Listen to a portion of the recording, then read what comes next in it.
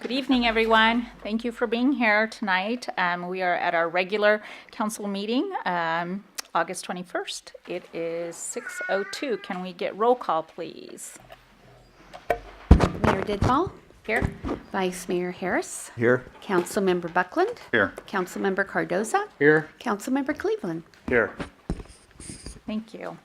We'll have the invocation led by Councilmember Buckland, and we will have our Pledge of Allegiance led by Vice Mayor Sean Harris. If you'll bow your heads as I pray. Dear wise and loving Father, first let me say thank you on behalf of those that are gathered here today. Thank you for this day and the abundant blessings that you provide. Thank you for the ability to be involved in useful work and for the honor of bearing appropriate responsibilities.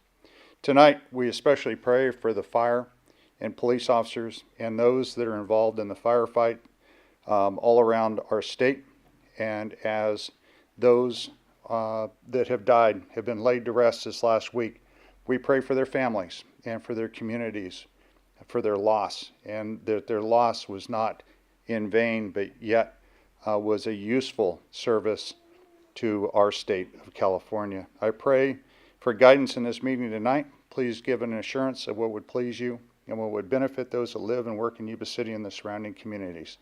It's in your most blessed name that I pray. Amen. Amen. I pledge allegiance To the flag of the United States of America and to the republic for which it stands, one nation under God, indivisible, with liberty and justice for all.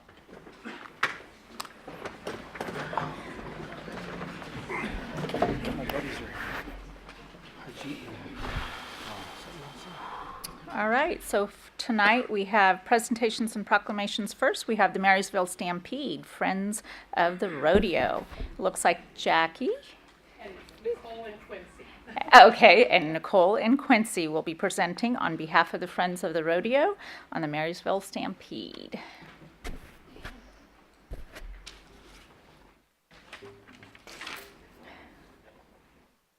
Thank you, Mayor Didball and Vice Mayor Harris and council members. Thank you for allowing us to come and share tonight a little information about the 85th Marysville Stampede. This is Quincy Rosser. He's our newest addition to our committee, and he's going to hold up pretty good here. And of course, everybody knows Nicole Rosser, and I'm Jackie Selman. We're co-chairs with the Friends of the Marysville Stampede. And we formed 5 years ago, and our goal was to enhance the Marysville Rodeo. Of course, we have Cotton Rosser in our backyard, the Flying U Rodeo, and they do over 50 rodeos a year, and this is 51, and this is a gift to our community for Yuba City. So just wanted to update you on a few events. We've got some sold-out events, which is exciting. We've added this year the Cowgirl Soiree, actually last year. It's exclusive to 150 ladies in our community who understand the cowgirl spirit. And we sold out in less than 2 weeks. And I think this year we put it out and it was about a week. We sold out. And the money goes to 4-H. It goes to scholarships for Butte Rodeo, anything Western. Yeah.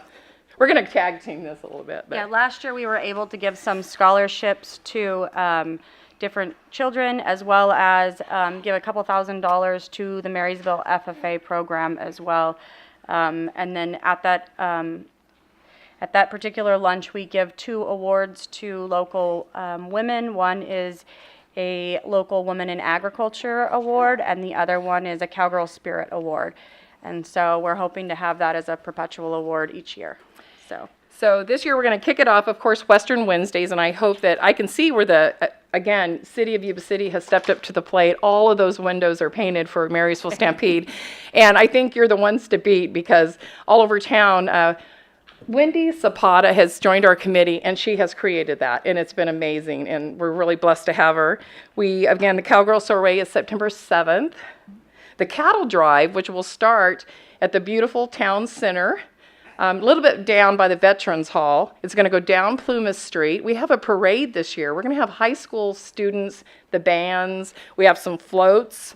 We're going to go over the bridge, the bridge under construction area, go over down to D Street, come around and go on down to Riverfront Park. So that'll be the cattle drive on Wednesday. And then we'll, And on Thursday this year, we're having the Giveke Ford, Kia, and Business After Hours at Giveke Ford. And they're one of our major sponsors, so we have the kickoff party at their establishment, and everybody is obviously welcome to come. And then that same night, we have the local team roping qualifier, which is local team roping people who are interested in the sport of team roping, and they qualify, and we have 5 teams that come up each day at the Marysville Stampede. So there's a kind of a little bit of a local flair there that are non-professionals that compete for. And along with the team roping, we have a lot of junior competitors. So those children have, there's going to be 2 $500 scholarships for the top females and the top male students who compete and do well at that event as well. and again, that's where the money that we raise, what money we can get at the Cowgirl Soiree is going to go towards that, plus what we bring in from sponsors. We also have the Kids Rodeo. This is exclusive to second graders in all of Yuba and Sutter counties, and we have pretty much everybody comes, about 2,000 students. So this is exclusive. We bus them in from all the areas at 9 o'clock on the Friday before rodeo. They have their own special rodeo, which is about an hour long. And Reno really puts on a good, it's more of an extreme rodeo that really gets those kids. And every year the teachers are calling, can we come back? Can we come back? So this is our 4th year of that. And as long as we have sponsors, we're going to continue. Then, of course, we have Sodbusters, which is a Rotary function. Yeah, Sodbusters is that Friday night. Unfortunately, if you have not got your tickets yet, it's too late. It's sold out. There are dance-only tickets that are still available for pre-sale, though, that can be bought at Cotton's Cowboy Corral. But otherwise, and the funds from that this year are going to help with Marysville High School reestablishing their vocational education program. So. And then we get to the final rodeo, which we have on Saturday, September 15th. We're going to start it early. Well, actually, it's a little bit early, 5:30 on Saturday. Then on that is the Military Appreciation Day. We have Kelly Giveke on board with us this year, and she's working with the honorary commanders at the base to bus in the airmen to be able to come to this, be able to enjoy the rodeo, enjoy their time, and get them back safely to Beale Air Force Base. So that was a good partnership. We also have Sunday, military and veterans free with ID. Yep. Yeah. So on Sunday is Tough Enough to Wear Pink Day. Of course, you always see the cowboys in pink, and it's pretty exciting to see that. And then I want to go back a little bit on the cattle drive. We cannot do it without the city of Yuba City, and thank you very much for your police department who comes out. They're a joy to work with. You're always worried about some cattle going the wrong way, and they've been able to corral a few in for us, so we appreciate that. And then on Sunday, it's at 3:30. So we wanted it early because we know there's school the next day, so we made it earlier for that. So I think with that, any questions? Sherry Stevens wanted to leave you with a little memory, some cookies. She couldn't make it tonight, but she's also on our committee. Love those cookies. Good. Thank you. All right. I'm just surprised that Quincy didn't have anything to say. Do you have anything to say, Quincy? So maybe next year. Yeah, well, next year, I don't know that I'll be able to corral him quite as Yeah. easily for this process. He's the mutton buster next year. Thank you for your Awesome. support. Thank you very much. Next, we have Yuba Center Transit Report. Keith Martin. Is this for us? Thank you, Mayor and members of the council. I appreciate the opportunity to present to you tonight. I think this is probably the first time I had a chance just to give you the general overview of Yuba Center Transit, though you are all very familiar with our operation, but for those that are not here tonight, my name is Keith Martin. Are not aware of us too much. My name is Keith Martin. I'm the transit manager for Yuba Center Transit, and we have, our organization has been around since 1975. Not everybody remembers that we started out as the Hub Area Transit Authority, otherwise known as HATA, back in those days, and began as a subsidized taxi program, actually. And today we have a 51-bus operation that provides a wide range of services. I know that you gave me about an hour tonight, so but I left my notes in the office, so it's going to be good for you because I'll probably be quickly going through these my thoughts here. So it's to your advantage that I forgot those behind. Our agency is a a public agency. It's a joint powers agency formed by the 4 jurisdictions, the 2 counties in Marysville and Yuba City. Our current chairman is Councilmember Cardoza, and Councilmember Cleveland serving on our board now as well. And Mayor Dibble and Councilmember Buckland have both served on our board in the past. So I know you're all pretty familiar with it. And I think even Councilmember Harris has sat in a couple of times as an alternate. So here's a little deeper background for some of you, and for others, you'll know very much what we do. We have always been a privately operated system. We contract with currently with an international service provider, Transdev Services.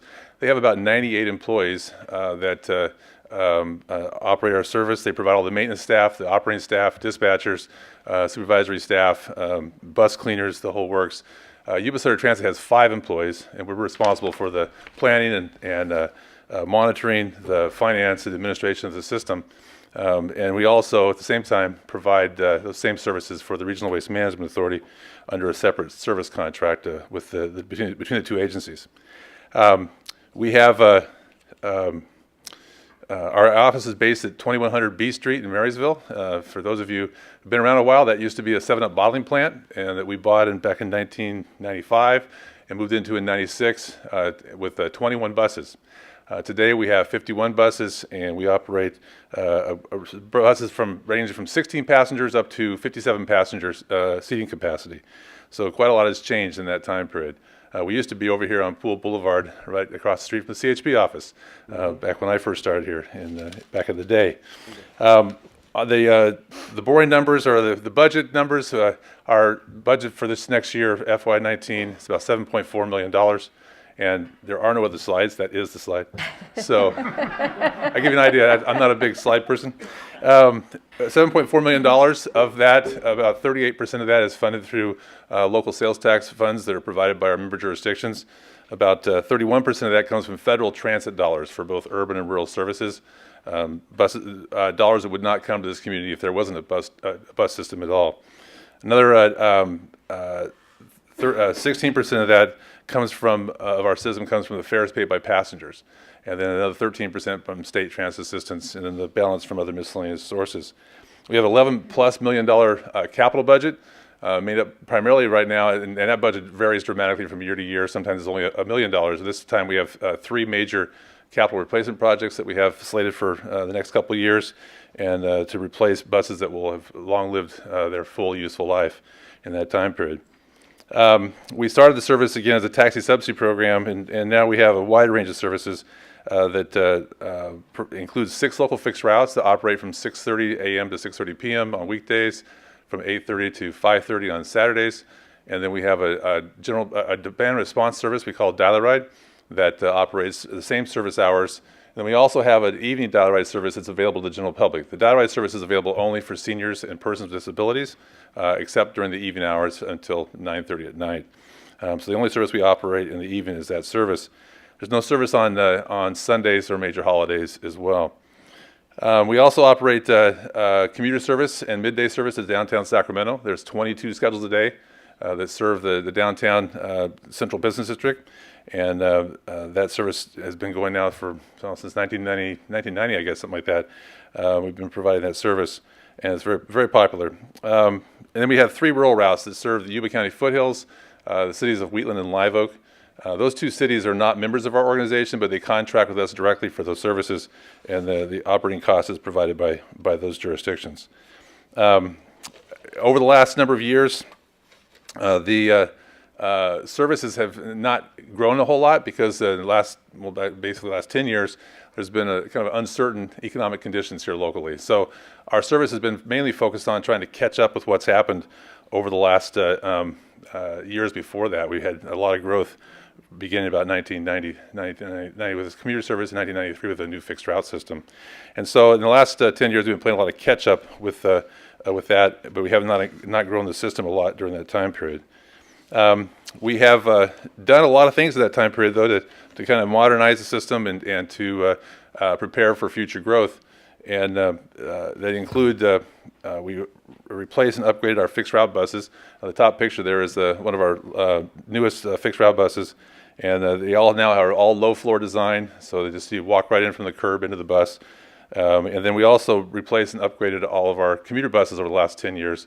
And you see the commuter bus down at the bottom there. That's our newest commuter bus that just went into service this month, actually. And that's more of a tour style bus. It's designed for commuter operations, high back seats, reclining seats, overhead reading lights, the whole works. And those buses are now, all of our daily schedules now are served by these kind of buses. We've also have expanded park and ride lots. There's 2 new park and ride lots in Yuba County that we have coordinated that, but they're actually owned and operated by Yuba County. And then we also coordinated the expansion of the park and ride lot at Bogue Road, just south of Yuba City, working with Caltrans on that project. Again, that was done in the last 10 years as well. And then we expanded our facility in Marysville, which started out as a bottling plant. We've moved in there, and then now it's at its full capacity. We built it out in 2011 to where it is today. And then one of the big things we did of that recently is the Connect Card program. That's illustrated there on that. And the Connect Card is your electronic fare card, which allows you to load your fare from home or from your cell phone or anybody else you want to do it, or any of the local sales outlets, and pay your fare electronically on the bus. And that helps to speed the bus up a lot in terms of processing dollars and cents at the bus store or issuing transfers, that sort of thing for people. It's really helped us in that regard. And it just really went full implementation just in July of this year.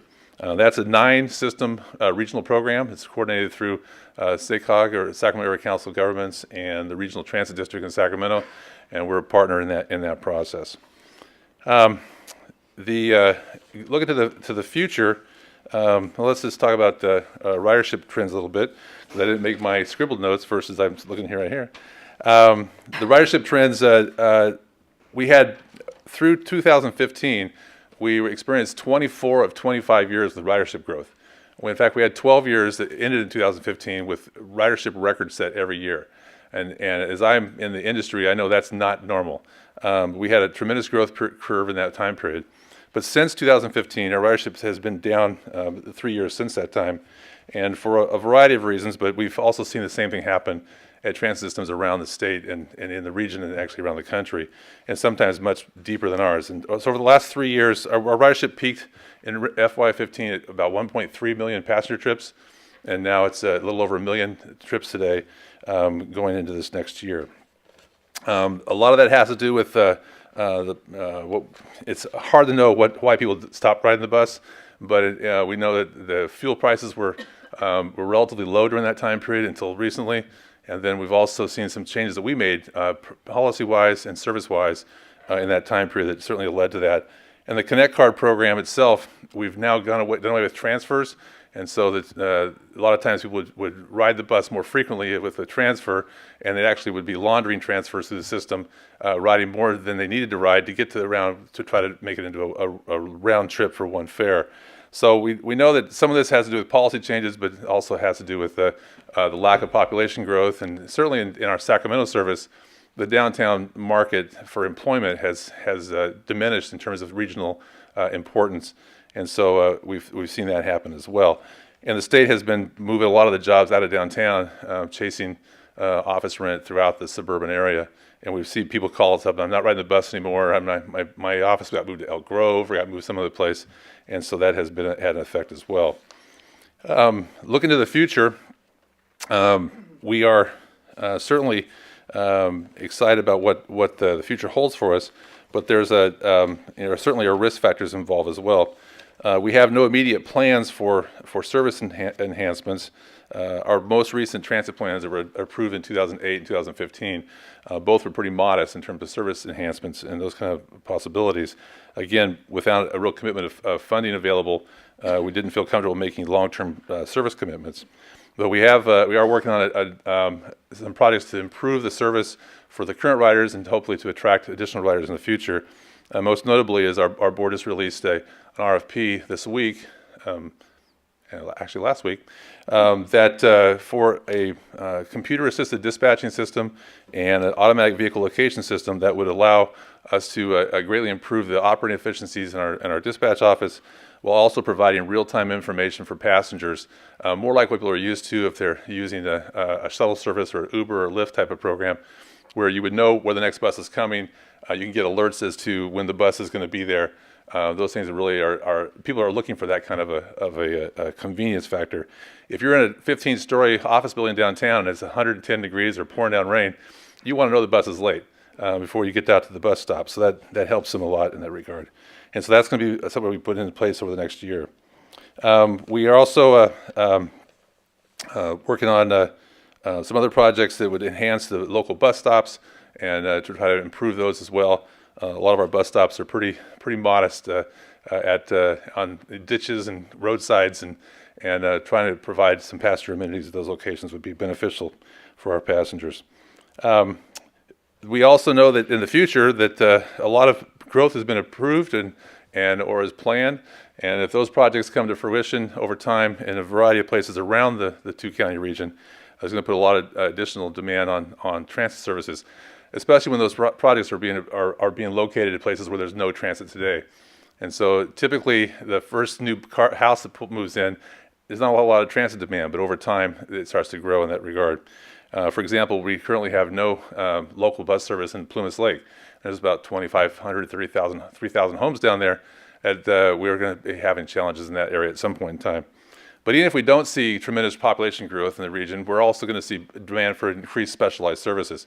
As the population ages, whether it grows or not, we're still going to have more demand for that. And right now, our dial ride service operates at or near capacity during certain peak service hours now. So we know that it's only going to be more of a challenge in the future. Financially, the risk factors, there's really a couple of major ones we've been keeping our eye on. First, of course, is Prop 6 on the ballot this November. If SB 1 is repealed through that process, it will affect the transit system as well, as we expect to get about $1 million a year in SB 1 related funding from that program. And so if that money is not available, it would certainly have an effect upon our operation and our operating costs and our budget revenue sources. And then finally, and one that's just really coming down the line now is the Air Resources Board of California is proposing it's called the Innovative Clean Transit Initiative, which is now on the street for public comment as a September public hearing, and we expect that they'll be adopted by December of this year. This measure would require that all transit systems be converted to electric or zero-emission buses, whether it's electric or hydrogen fuel cell. That's really our choice. It's nice of them to leave us a choice. But the reality is that would affect the purchase cost as well as the fueling cost for those vehicles. And in fact, depending upon how this works out in terms of providing fueling capacity, it may require us to prematurely abandon our current site and locate elsewhere where we can develop those resources and infrastructure as part of that construction project. That's probably a $20 to $30 million project, which is currently unfunded, should that happen. For Yuba City Transit, it would require us to start by at least no later than 2026 buying zero-emission buses and with all purchases. And by 2040, they expect that there will be no longer an internal combustion engine used in the public transit fleet in California. So those are the issues that we're facing and watching very closely. And of course, they will all have a significant impact on what we can do with the funds that are available to us. In summary, our system has grown dramatically over the last 30 years. We've really changed, and it's been quite a metamorphosis for our operation. But we also know that we have a long ways to go. It's still quite a lifeline type of service in most cases. Our operations run 30 to 60 minutes between buses, and that's typically what you see in the nighttime, in the middle of the night someplace, and other systems. So we know we're still at limited service, but we try to do the best with what we have in terms of the service operation, and we'll continue to do that. And we'll be very much involved with the city and the community in evaluating those services over time, because the mix of those services and the type of service we operate will always be subject to review and reevaluation. So I provided you with a collection of the service materials. Also includes the Connect Card brochure and our 10-year fact sheet that we provide to it's available to the public on an ongoing basis, kind of giving you where we come from, kind of a scenario there, and be happy to address any questions you might have. My contact information for the public is on the board up there, and we are always available. And we encourage anyone who has any comments, good, bad, or indifferent, to please contact our office, and we want to hear from them. Our motto is Safety, Service, Smiles, and we know we can't always achieve all three of those, but we certainly make it our best effort every day. So thank you for the opportunity to brief you on our operation, and I look forward to your questions. Thank you, Keith. Any questions for Keith? Comments? Through the mayor. Yeah. Keith, the zero emissions legislation is, I think, troublesome with ARB. It's going to be a cost factor that probably a lot of agencies won't be able to see through, especially in the short windows that we have to start doing the replacements. So looking at what the cost of the equipment is now, and then also looking at what the next probably 5 to 10 years look like, do you have any plans to maybe start introducing some of the technologies that are out there and being tested currently in California in relationship to autonomous vehicles? Autonomous vehicles, no. In terms of for large-scale mass transit, the autonomous vehicles are still quite a ways down the line. The autonomous vehicles you see out there for transportation purposes are primarily for like shuttle type of vehicles, for campus shuttles. We see that with office campuses or university campuses. They hold 8 or 10 people, and they kind of run around a circuit. So we're watching the industry very closely, but those also will ultimately, there'll be electric vehicles as well, and it require the same kind of charging infrastructure we see elsewhere. But we're aware of them, but at this point in time, there's not really a local application for them. So secondary to that is, in the interim, looking at the possibility of contracting with services like Uber and Lyft or others that are out on the horizon that know that some of these challenges are going to be out there, and utilizing them under a contractual basis. Yeah, we're watching that industry as well. Right now, the Uber and Lyfts are most commonly used in the major urban areas. We know that there's a presence here, but it's very limited, and they're not accessible to the disabled, and it's a real issue for them as well.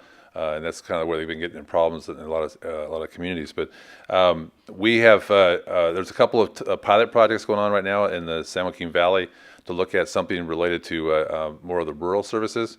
And so we're watching those closely as well, and we try to keep our ear to the ground on all those technologies. Right now, there's really not an obvious choice here locally for that purpose. That's all the questions I have. Just a comment, and it's to staff and also to the contractor. I believe that this is one of the marquee operations in the region. It's run very, very well and very efficiently. So I thank you for your leadership. Thank you. Any other comments? Or Good, Mayor. questions? Yeah.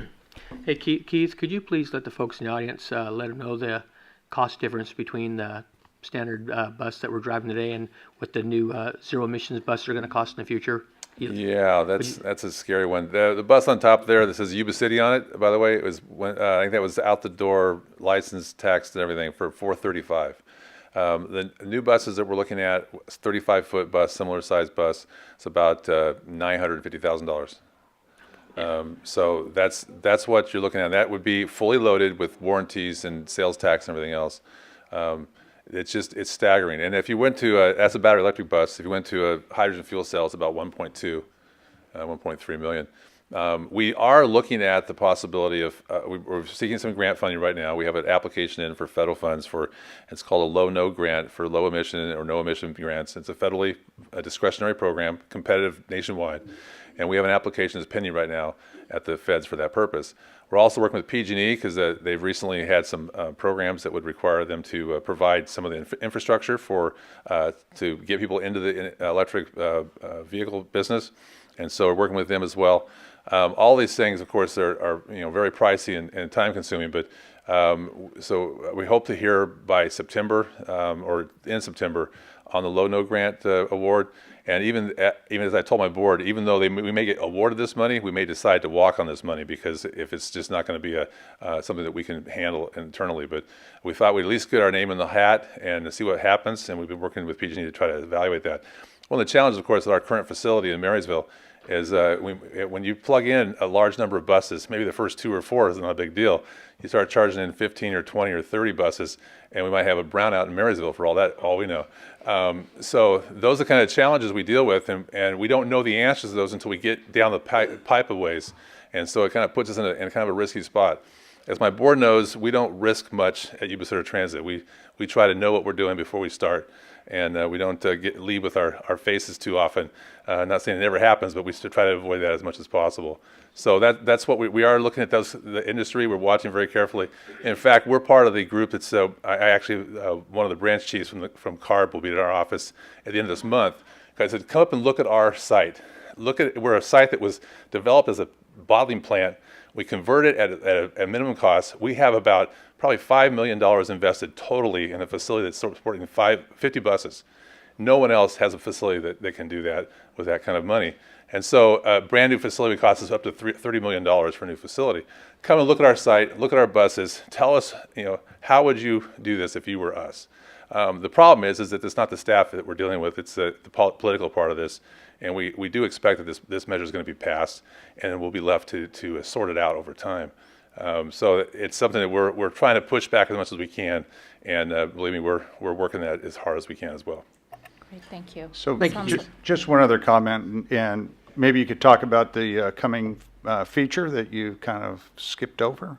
It might be that you're going to be providing Wi-Fi before too long. All of our commuter buses are now equipped with Wi-Fi service. That all of the fleet is going to All have 13 buses are, Yeah. and the new buses came with that, and then we retrofitted the other buses with that as well. As we add the computer-assisted dispatching and automatic vehicle location systems on the new buses, they'll all have cell connections. It's just a matter of putting a modem in there, so we can expand that fleet-wide in the future as we choose to do so at a relatively nominal cost once you've gotten that far.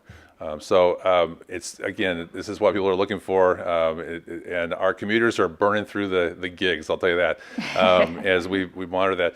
It's unlimited service, but it starts to choke them down about a certain level. Yeah. So we don't tell them that, but they're going through it.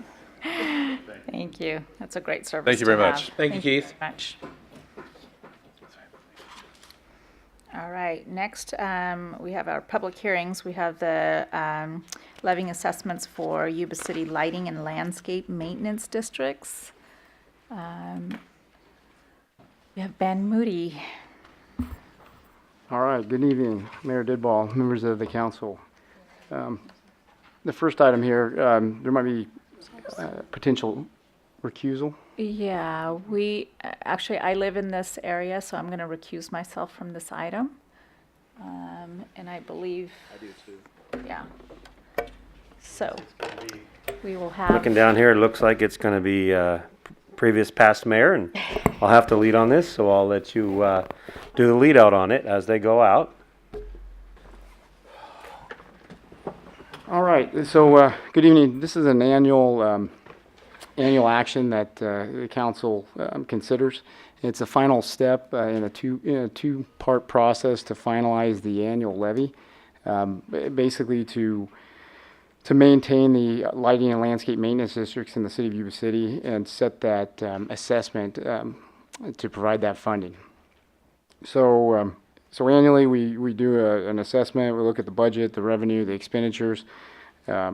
We account for annual inflation, and then we look at the district and determine how much we need to set the budget for and that annual assessment, so we don't spike the rates annually, and we kind of have the goal is to inflate it constantly, so all of a sudden we don't jump up and down year to year. And so with this, we've looked at the revenues and expenditures and the projected balances. They're real similar to last year. The revenues and expenditures for each district went up slightly, real comparable. And with that, we determined basically those assessments for each zone of benefit. And the changes are I think range from $0 in District 1 to about $11, with one zone being approximately $31. I think in Zone 6,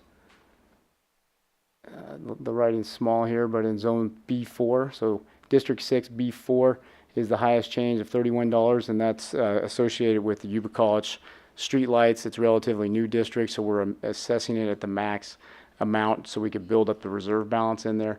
So in case we get a knockdown for a pole, there's some money in there to account for that initial cost. So with that, Before you move on from that, I have a question. So if you get the reserve, the possibility would be that you could drop it off. Lessen the levy later, correct, on that district? Absolutely. Because once you have what you think you need, but you have to accelerate that to have some capital in there at first for something of that nature. absolutely. Yeah. And so with that, we'd like to request that you conduct a public hearing, then adopt a resolution confirming the diagram and assessment and levying the assessment for fiscal year 18-19 pursuant to the Landscaping and Lighting Act of 1972. I'd be happy to answer any questions. Through the acting mayor. You call me a poser? Yeah, whatever. So District B4, yeah, do you have a mapping on B4 so we can see what is contained inside that area? It's real small up here. The zone 6 is basically our commercial districts, and it's at the very north edge of the city, and it's from Pease. It's the frontage of Yuba College. So there is one commercial business that's located in there, and then Yuba College, or not? Zone 6 is primarily commercial Yes. businesses, Okay. and they're just specifically street lights typically. All right, thank you. Okay, with that, I'll open the, if there's no other questions, open the public. See if there's any questions or comments from the public. I see one coming over. Please just state your name because that's all you need to do.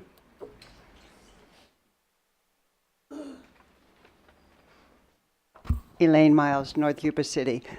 Unfortunately, we can't see enough of that out there. And I live on Jamie Drive. I'd like to know if you're raising my taxes this year. Is that one of I the believe districts? Jamie Drive is in District 1, and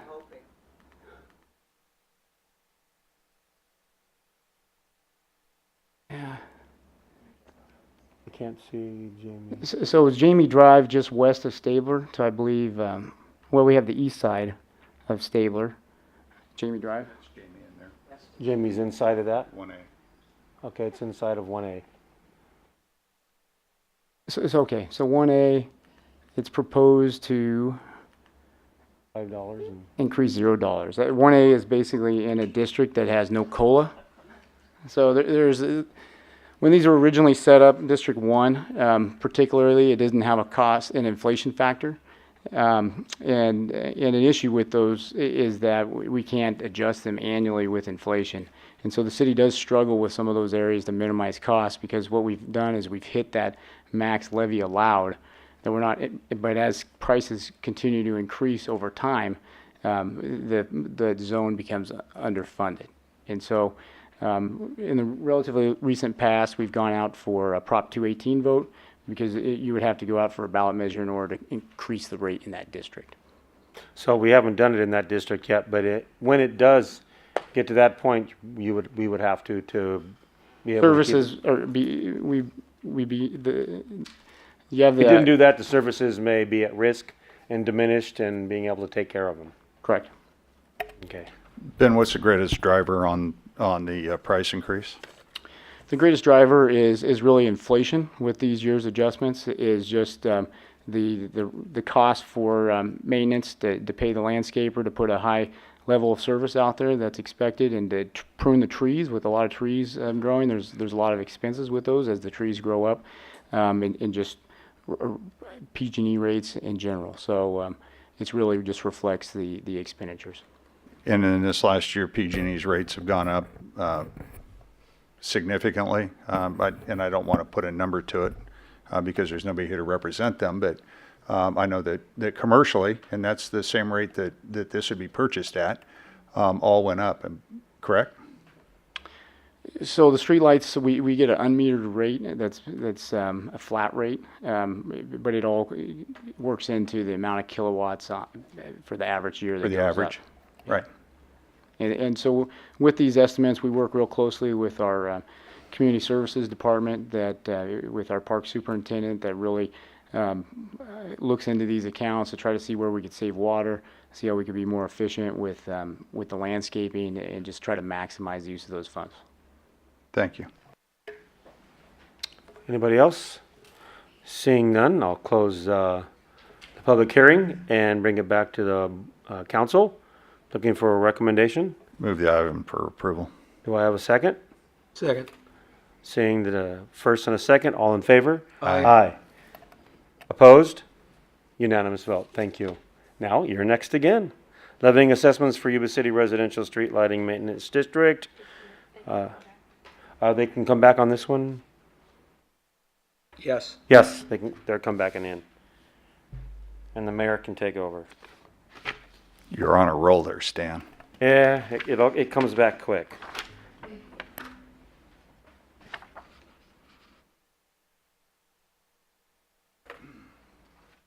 We didn't raise them too high.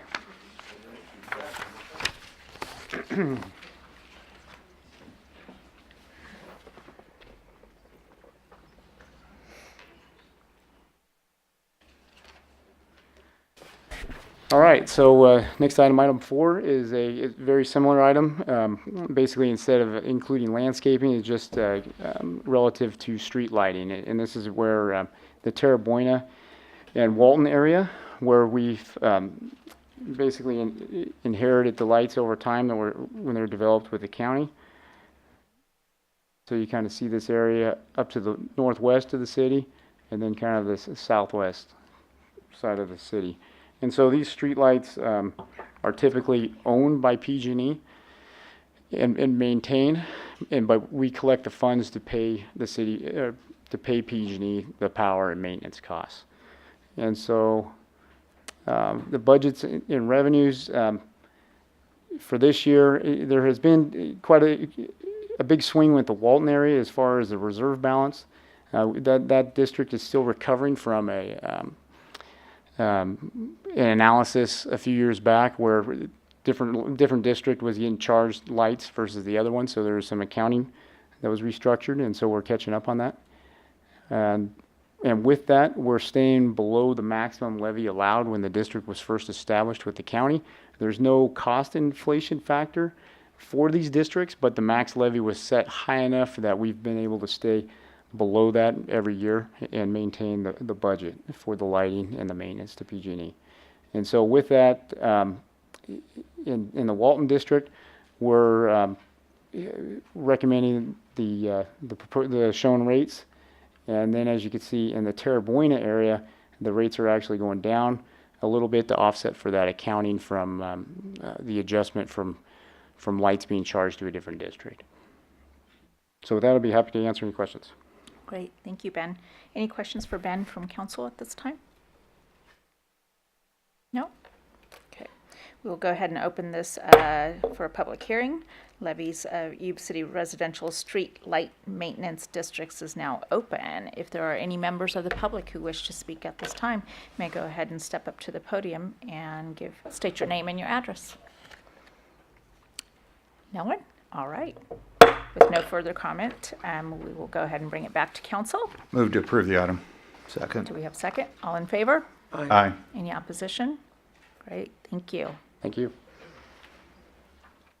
Next, we have a bid opening, 7 Chevy Police Pursuit Vehicles, and we have Spencer.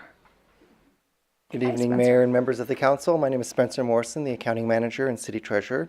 Tonight I bring before you the award of the formal bid 19-01 for the purchase of 7 patrol vehicles. The staff at the PD and fleet maintenance and in purchasing evaluate fleet needs each year and coordinate to replace patrol vehicles. This purchase is authorized in the capital acquisition budget. A formal bid was developed and advertised and issued to 12 vendors. Vehicles will be Chevrolet Tahoe, Chevy Tahoe, or Tahoe platform, two-wheel drive, and 2018 model year. And we received 4 bids. The bids are on the screen here. These are the prices from low to high, and Wheeler Auto Group of Yuba City submitted the low bid. The bid price for all 7 vehicles, the purchase will be charged to the Vehicle Replacement Fund. And staff's recommendation is to award the purchase of 7 Chevrolet Police Pursuit vehicles to Wheeler Auto Group, Inc. of Yuba City, California, in the amount of $270,985.33. Are there any questions? Thank you, Spencer. Any Yes. questions? Yeah. Through the mayor. Spencer, what is the approximate cost per car or vehicle going to be to outfit them for the use that they are going to be intended? Do you have a preliminary at least number of that yet?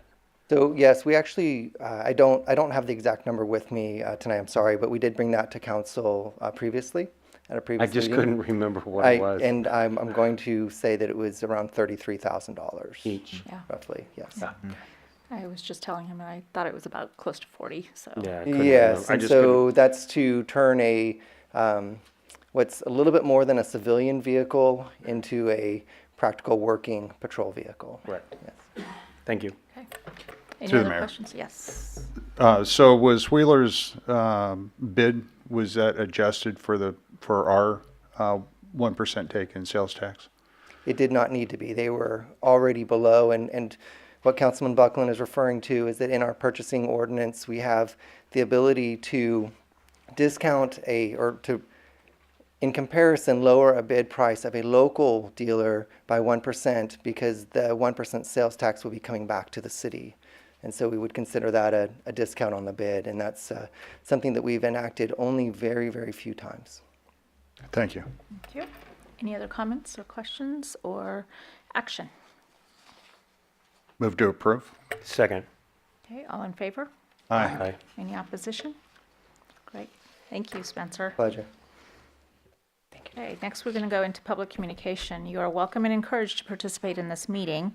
Public comment is taken on items listed on the agenda when they are called. Public comment on items not listed on the agenda will be heard at this time. Comments that are controversial items may be limited, and large groups are encouraged to select representatives to express their opinions of the group. So at this time, I'm going to go through the written requests. These members have submitted written requests at least 24 hours prior to the meeting. Will be normally allocated 5 minutes to speak. Do we have any from the None previous? received. Okay, so we do have speaker cards from today, so you will have 3 minutes to speak today. Looks like, Through the mayor, yes. a gentleman here said he turned in a speaker card yesterday, or I requested a 5 minutes. Yesterday. Okay. I sent an email to you. But if you give me 3 minutes, that's the way it goes. Who was, we did not receive. your name, sir? Let the. It's Phil Trainer. It's Oh, Phil I'm Trainer. sorry, Phil. Yeah. We know Phil. Phil, we never received a written request. Yeah, we didn't receive an email. Corresponding to the last 6 weeks on the same issue. Let's start with you. Yeah, we did not receive an email. So just for the record, we haven't cut off Mr. Trainer's email and put him in our spam system. So I don't know. It goes into spam now. Phil, something might have been caught up. I don't know. So, but I trust, yeah. Yeah, no problem. We do have a request from Becky Jennings. Is there anything on that? We have some notes. I believe Mrs. Jennings is here to speak on the matter of the grand jury Okay, report, so unless that, she advises that otherwise. item is going to be You- up later. Okay. And so that'll be coming up in a few. Okay. Yes, thank you. All right. So we have Karen Liggett. Karen, when you go up to the podium, can you please state your name and your address, please, for the record?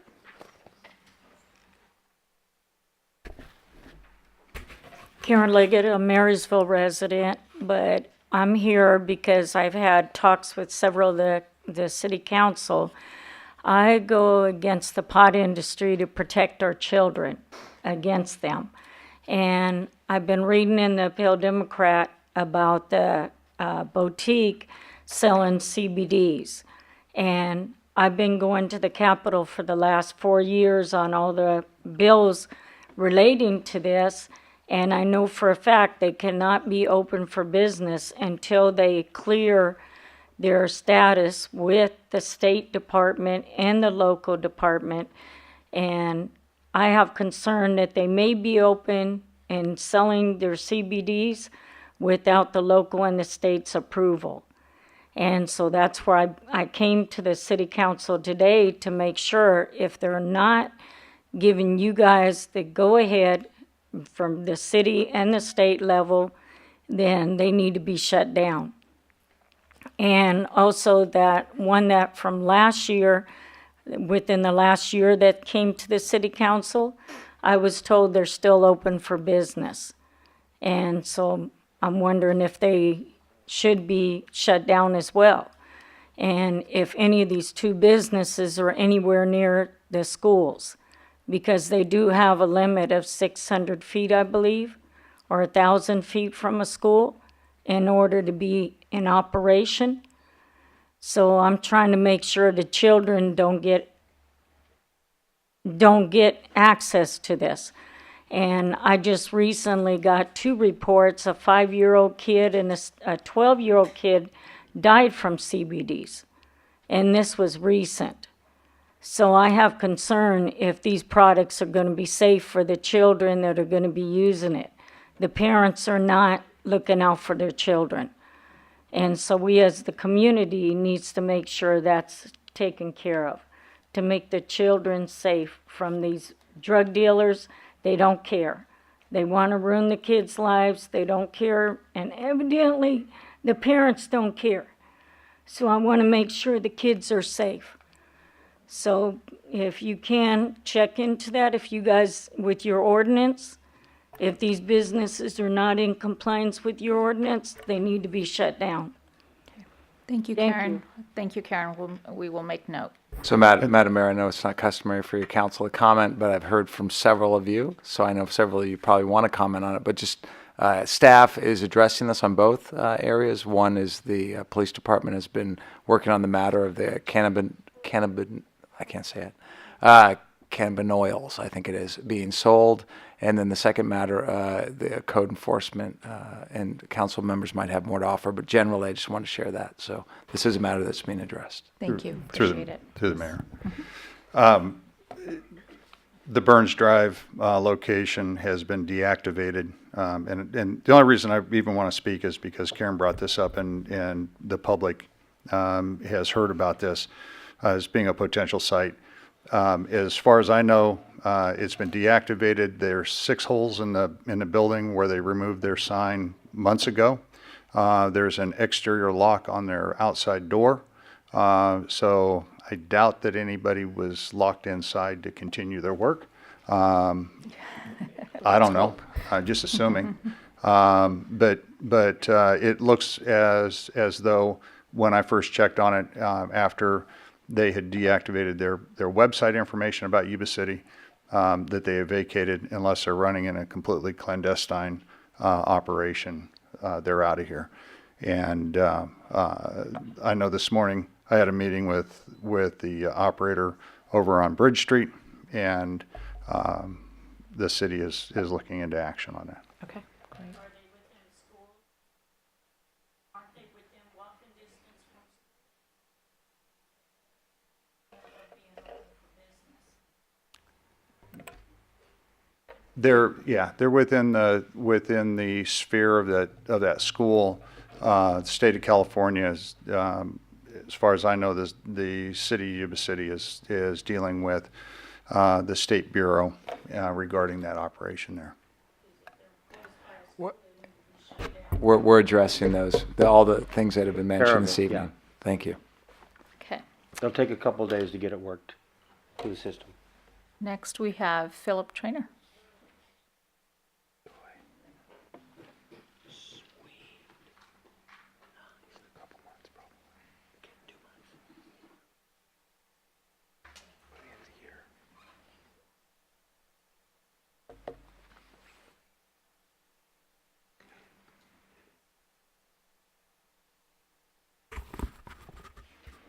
I thank you for having me back here. I really don't appreciate being up here, but I have to do this because of the way I feel. I want to bring up the issue again on the pensions. It's the only thing I've ever ranted and raved about. Philip, for the record, can you go ahead and state your name and address for the record, Philip Trainer, please? Yuba City. Thank you. I've ranted and raved about the pensions since 2004. I think I worked with Stan back in 2006 on it. I've had politicians call me crazy and stupid, ignorant. I've had them say, Trainer, when you come back and show us that we're wrong, we will admit it. Well, it isn't in my nature to come back and say you're wrong. But I've been proven right. The pension issue is gone. We can't make it. I just want to bring up a few issues that I have read and I would love to have the public understand what's happening on the pensions. The Yuba City tied in with PERS, and PERS invests their money in the stock market. They invest in some real estate, but primarily in the stock market. The stock market was very, very good to the CalPERS from 1990 to 2002. There was an up market every year, 12 years. We then had another up market until 2008. However, in 2004, Yuba City and Sutter County both agreed that there was all kinds of money at in PERS. In fact, there was. In 2002, there was 131% funded. PERS had 31% more money than they needed. In 2008, they were 40% behind. That's how fast your money went out. So that's why I am here to see what have you done about the pensions. Every time I've come to speak with these things, everybody says, Trainer, we're going to do something. John, I've been here 3 times before you, and you agreed one time that you would bring up PERS and we'd be allowed to speak to PERS. I never was able to speak to PERS. I think it's a shame that the public been treated this way. It isn't that I get a pension, but I think that the workers of Yuba City deserve to have some intent to pay them, because the young workers in this city will not be paid a pension. It isn't there. It's just simple math. Take a look at what you've said. Preet, I hope you don't take me wrong, but you made the statement that you thought the unlimited liability would be paid off in 5 years. Well, since you made that, the overdraft at PERS has gone up $40 million. John, you've said the council have been working on it. You think you get over this unlimited liability problem? I haven't seen anything. Stan, you made the same remarks. I don't refer to the other 2 people because they weren't in on it at the time. So I would like, if I had my say, I would like anybody running for office. Well, okay, I will say this. My 3 minutes are up, and if anybody else wants to listen to me after this is over, I'll be very happy to tell you what I'm thinking. Thank you for your time. I wish you'd give me a little bit more time. I would ask each and every one of you to tell us today, what are you going to do about the pensions? Thank you. Once again, I get shut off. Thank you. Thank you, Phil. So, Madam Mayor, I know I'm Yes. talking a lot tonight, but I feel inclined to. Just so Mr. Trainer knows, of course, welcome at every single council meeting. However, just notably in September, staff will be bringing back a presentation specifically with regard to our pension system and the latest funding report that we just received in the last 2 weeks. So it's time to give an update on where we are. Thank you. Right, exactly. And to the mayor, and I don't, Mr. Trainer throws my name out there 3 times. That's the John. And yes, we did. We had PERS here. We had a complete overview of PERS at that request, Mr. Trainer. Most recently, he made another request. It is being looked at by the city. We continually address it. We address it on an ongoing basis. And PERS has a fairly new CEO at the helm down at PERS, and there is some actions that are going on. at PERS. And it will take probably some legislative fixes to do that, but then there are also other strategies with PEPRA and some of the other components that deal with the PERS funding itself and how those liabilities can be minimized. They can't be completely erased, but I would say that with what's coming up in the future, it certainly should be able to answer Mr. Trainor's questions as we look forward. And I appreciate Mr. Cardoza saying, woo-hoo, I'm out of it, but he's also a recipient of CalPERS. So I just threw him under the bus. May I say something before, seeing as how you brought this up when I was walking away? If any of you want to listen to what I have to say, and I've got good numbers here, it'd be worth your while to give me 10 minutes after the meeting's over. Thank you. Thank you. All right. Next, we have Elaine Miles.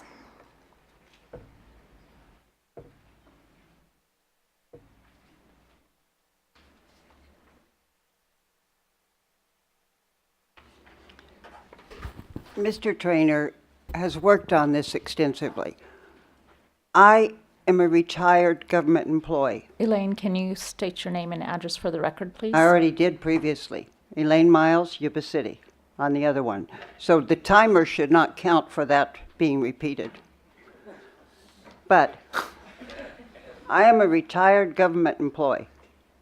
I voted against this because I was also an accountant. I also was a tax collector on businesses and everything else. I knew what this was going to do. Robert Stark got attacked by government employees over it. Mr. Trainor's been trying to talk to you for ages about you need to fix it. And young people working for the city and the counties and the state, they need to realize that the Sacramento stuff is not going to fix it. Remember, they refused to invest in things that would make money. I make more money in what I have invested in stocks than what they get percentage-wise with the retirement. You guys need to stand up and get this thing cleaned up and taken care of. When this passed, the thing I voted against, and I was forced into retirement because of a back injury, 2 days I was allowed to work, and I didn't know it. I got hundreds of dollars more in my retirement. Well, that's really nice, but what has it done to the rest of the people that are coming up? What has it done to their futures? What has it done to the taxpayers? You've got to pay attention to this and clean it up. You've got to fight CalPERS down there that restricts what it can be invested in. And it needs to be what they can make money on. When they even say they shouldn't invest in a gas car. Well, excuse me, a gas car is still out there and we need them in the country. So I really want you guys to work on this. Every one of you, a government pay. Me, government pay. But I know what the problems are. I want it fixed. And I'll probably die before they'll take anything away from me. But what about the younger people? I am concerned about it because commitment is commitment. Thank you. Thank you. I'm going to have to respond to this. I'm sorry. The reason I'm even in politics is because of three primary reasons. One was our levies. Been successful at fixing that and being an integral part of making sure our levies are at the highest level possible. One of them was the pension issue. And when I came into this, there was nothing we could do. It was rampant. Cities, governments, they could pass just about anything they wanted and the employees could get it. But our legislators have interfered so many times, which you did allude to, Elaine, and Phil Trainor refuses to accept in his conversation. He bypasses that, telling people that we are doing absolutely everything that we legally can do without being slapped with lawsuits and stopped. In fact, we even do extra and above by prepaying, all kinds of things we've been doing to make sure that the taxpayers' money from our local stays here and we can utilize it as we can. We are doing many different things and have tried some things that worked and some things that didn't work as well as we'd hoped. So we are dealing with this issue in as much as we legally can. We do push back. Different committees and boards that we serve at the state level, we go after them all the time. Somehow they find support from other groups that once we think we've got something going, all of a sudden it spins out and it's gone. It's very frustrating at the state level. I know Steve, our city manager, has been very involved in League of California city conversations, especially this last year as I guess you were the president, chair, or whatever it was, of the city managers. He's well educated on what's been going on behind the scenes. And we've utilized everything that has come up to lessen the impact. The biggest thing is they are not allowed to invest in things that actually make money. They have restricted them. One of them, like she was saying, gas cars. They want to turn all cars into electric in California. Within, I can't remember, 2040 or something like that. It's pathetically ridiculous. But the citizens of California keep hiring these people down there and voting them in, and that's what we get. So we're having to deal with what we can. So this is the reason I'm even in it, is to continue this battle. One of the primary reasons of the pension issue. If the employees would be willing to give up that unfunded pension that they got, which I still think is illegal, or was then, that'd go a long ways to fixing it, but that's not going to happen. Judges said they have a right to it. It was in a contract. So we're left with trying to fix it with every tool that we are eventually given. And the two representatives of the community that came in here and spoke know all this. No, I don't stand. I have to stand up and say, no, I don't. Let's bring what the unfunded monies to the other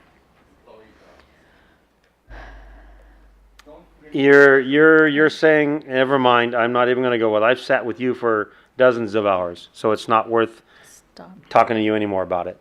Thank you. All right. Next, we have Harjeet Singh.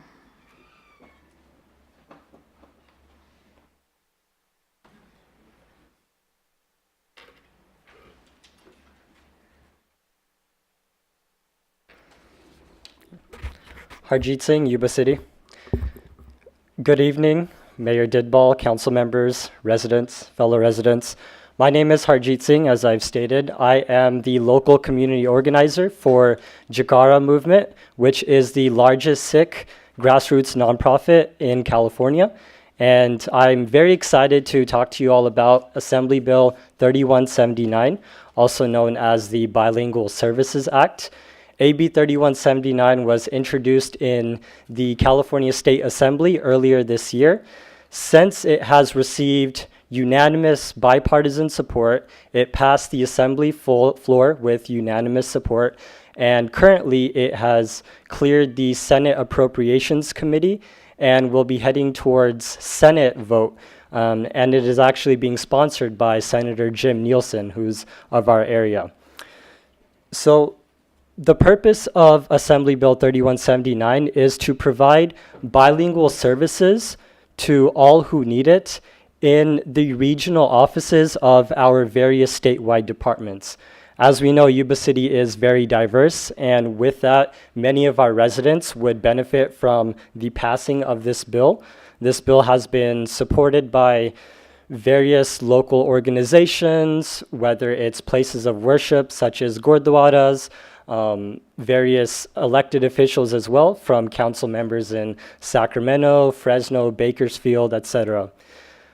With that, I would like to ask, or I highly encourage our Yuba City Council to also step forward in this issue and provide a letter of support for AB 3179 on behalf of Yuba City, because as this bill reaches the Senate floor, it could use the additional support, and we also need more support for it as it reaches Governor Brown's desk so that it'll inevitably be passed there.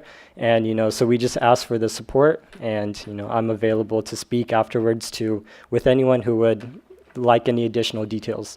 Thank you. Thank you.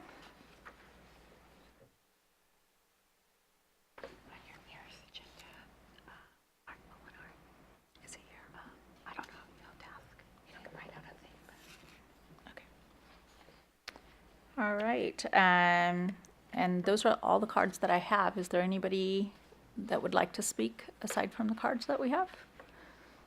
No? Okay. We're going to move on to our next item, which is our consent calendar. All matters listed under the consent calendar are considered to be routine and can be enacted in one motion.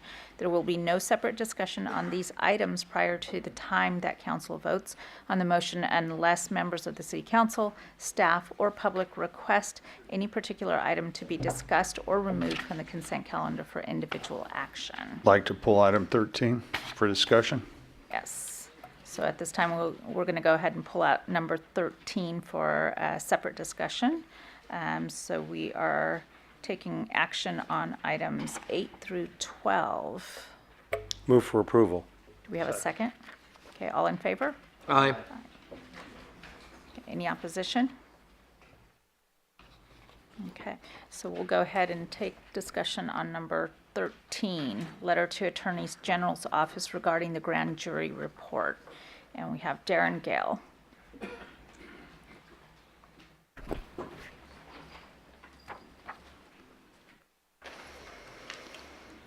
Good evening, Madam Mayor and City Council members.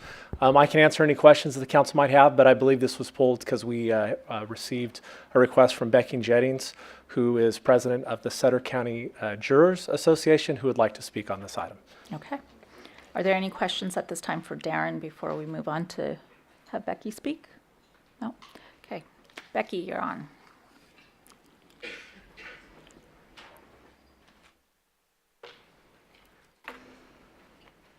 Good evening. I'm Becky Jennings. I live in Sutter. I need to move into the city. You have been so amazingly gracious through this process of trying to raise awareness for our juries.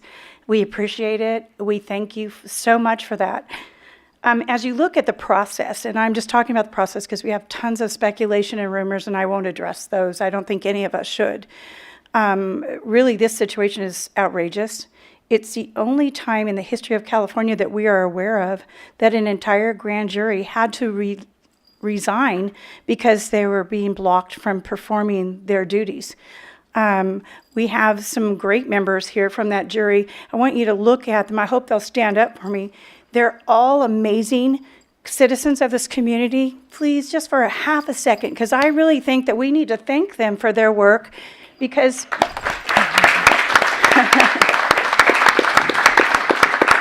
these individuals spent 365 days of pouring their brains out, investigating things that they had never been part of, and bobbling like a cork, part of that without really good counsel from a legal standpoint. That should never happen. If I were serving on the grand jury this year, I'd be scared to death, and I'm not sure I would stay. We need to fix this problem. The only place I know that can happen is the Attorney General's office. So thank you so very much for taking this as a serious concern for our community. We appreciate that very much. Thank you. Thank you, Becky. So at this time, if there's not any questions from council, we can go ahead and take action on this item. And the action is to authorize City Council to sign a letter or not. Well, there is a second, through the mayor, a second draft or something that has been given to us. I'm not sure if the public has seen this yet, but I can tell you that I'm very concerned. When I was at the county supervisor, I was interviewed 6 or 7 out of the 8 years by the grand jury on all kinds of things, and A lot of, I learned a lot from the process, and it alerted me to some issues that I decided I'm going to look into this a little more. And I learned a lot about the process of government due to their interviews, and helping me to say that there's some issues are a little deeper than others, and you need to be very careful and dig even deeper when researching anything that is going to be a decision for the citizens. So I'm very concerned that this is, as they said, the first time this has happened, and we need to find out why. So and what's going on, Councilmember if we can. Cleveland, to clarify, I believe that Councilmember Sean Harris made a couple edits to the letter, and that's what he provided to up at the dais. So this is suggestions from Councilman Harris? Yep. Okay. Simply, the message is still the same. We just, with in the staff report, it asked if we want to provide any edits. I reviewed a few things and moved a couple words around, caught a couple Wordsmithing typos. mostly? Yes, I did. Okay. That's my habit I have. It was your business before or your job. Definitely. I can do it in my sleep. I'm a Nazi when it comes to reviewing things. However, that's all it was. The message is still the same, and it is purely my, there's no pride in ownership. It's just they suggested edits for a letter if we want to send something outside the building to the AG's office. Message, again, is the same. Fully support the effort to try to find out. Through the mayor. Yes. I'd move the item, and on top of that, I will gladly and very proudly put my John Hancock on there and sign that with a rather large John Buckland. I'll second that. You got that second? All in favor? Aye. Any opposition? Okay, let's go ahead And I will make prepare sure that the we have a final. copy. Is that the updated letter as provided by Councilmember Harris? I will make sure I'll make copies of it so that people have it as they leave. And if the council, after the council meeting, would all please sign that, we will make sure and get it to the AG's office tomorrow. Yeah.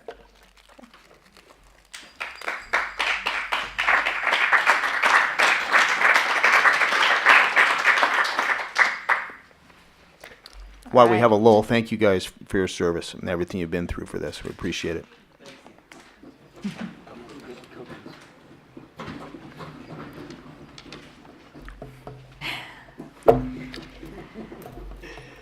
We'll give a few minutes to let everybody. It's never going to happen. He did without even me training him. All right. Next, we have our general items, and for this next item, 14, we are acting as City Council and Board of Directors of the Public Financing Authority. So we have the financing wastewater treatment plant improvements, and we have Spencer. Good evening, Mayor and members of the council. My name is Spencer Morrison, Accounting Manager and City Treasurer.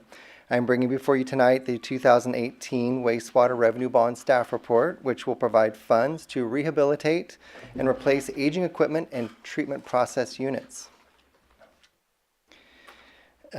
Joining me tonight are other important members of the financing team. We have Robin Bertagna, your Finance Director, Diana Langley, your Public Works Director, Mandeep Chauhan, Senior Engineer. We also have in the audience Mark Northcross of NHA Advisors as the financial advisor of this deal, and Chick Adams, Bond Counsel with Jones Hall.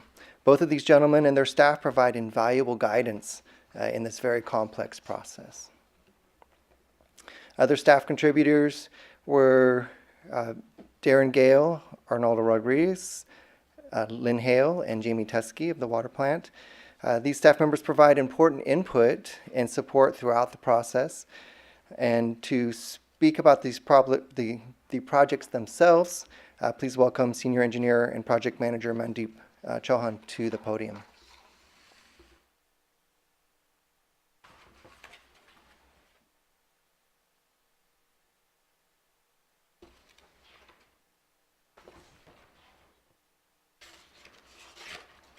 Good evening. So this slide shows the aerial picture of the wastewater treatment facility and the various improvements, locations where the improvements are going to happen on this slide. It includes the replacement of the bar screens, of the existing bar screen, which was installed back in 2005 and had some safety concerns during maintenance. And the next project is the replacement of the digester covers with the stainless steel covers. These existing covers are over about 45 years old. And they're in structural, there's some structural problems with them and it needs to be replaced. And the next project is the installation of the new dewatering facility which will replace the existing dewatering belt press, which does not have any redundancy and has passed its useful life.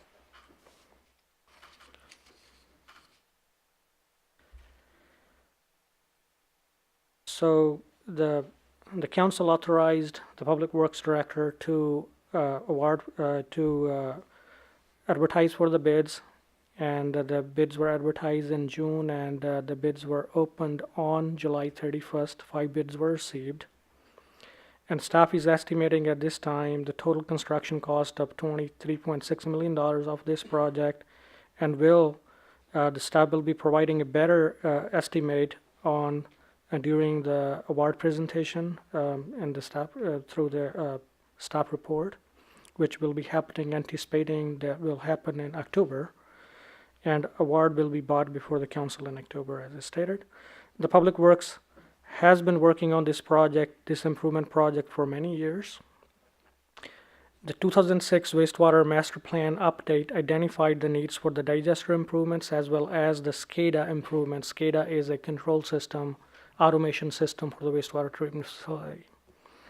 Through the continuous operation of the bar screens, dewatering, and additional electrical improvements were identified around 2010, and since then the project has been developed. And the needs for the additional projects is the maintenance needs, the safety, long-term operations, and reliability of the facility that are really necessary for our facility's continuous operation. The council awarded a pre-design contract back in 2015 and the design contract for the design of this project back in 2016. So in brief, the goal of this project is to rehab the existing equipment to extend its useful life. Number 2, the replacement of the aging equipment proactively before its failure. And the bottom line is to keep the facility in compliance with the city's discharge permit. So this project will not add any additional capacity to the facility, and it is totally independent of the NPDES permit, which is in the process of renewal. In other words, NPDES permit will be renewed without the interference of completion of this project. The repayment for this project is included in the current rate plan. The current rates that was completed back in 2016, and the project included in the adopted CIP budget. So all of these projects have been included in the CIP budget that has been adopted by the council. And I will be happy to answer any questions now or at the end of the presentation after Spencer finishes his presentation. Through the mayor. So, Samantha, you're stating that there's no increase in capacity, but could you talk a little bit about, by putting the new lids on the digesters, how that facilitates continual operation so they don't have to be taken down and rehabbed and put us offline with those? Correct. So the new digester lids we are going to replace with the fixed stainless steel covers, and the stainless steel covers does not need any coating or recoating. What that does is that we do not need to take a digester out of service for longer duration.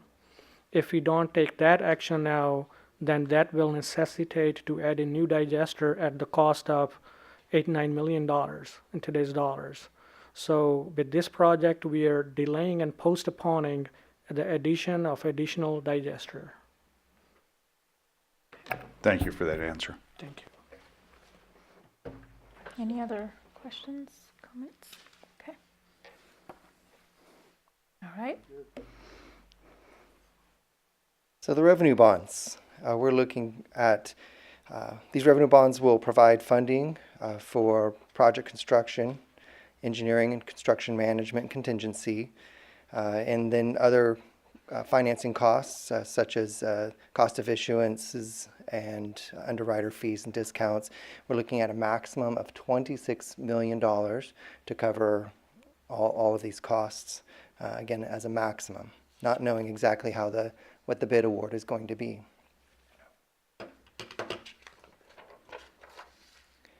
They are secured by net wastewater fund revenues over the next 30 years, and debt service is estimated to be about $1.3 million annually.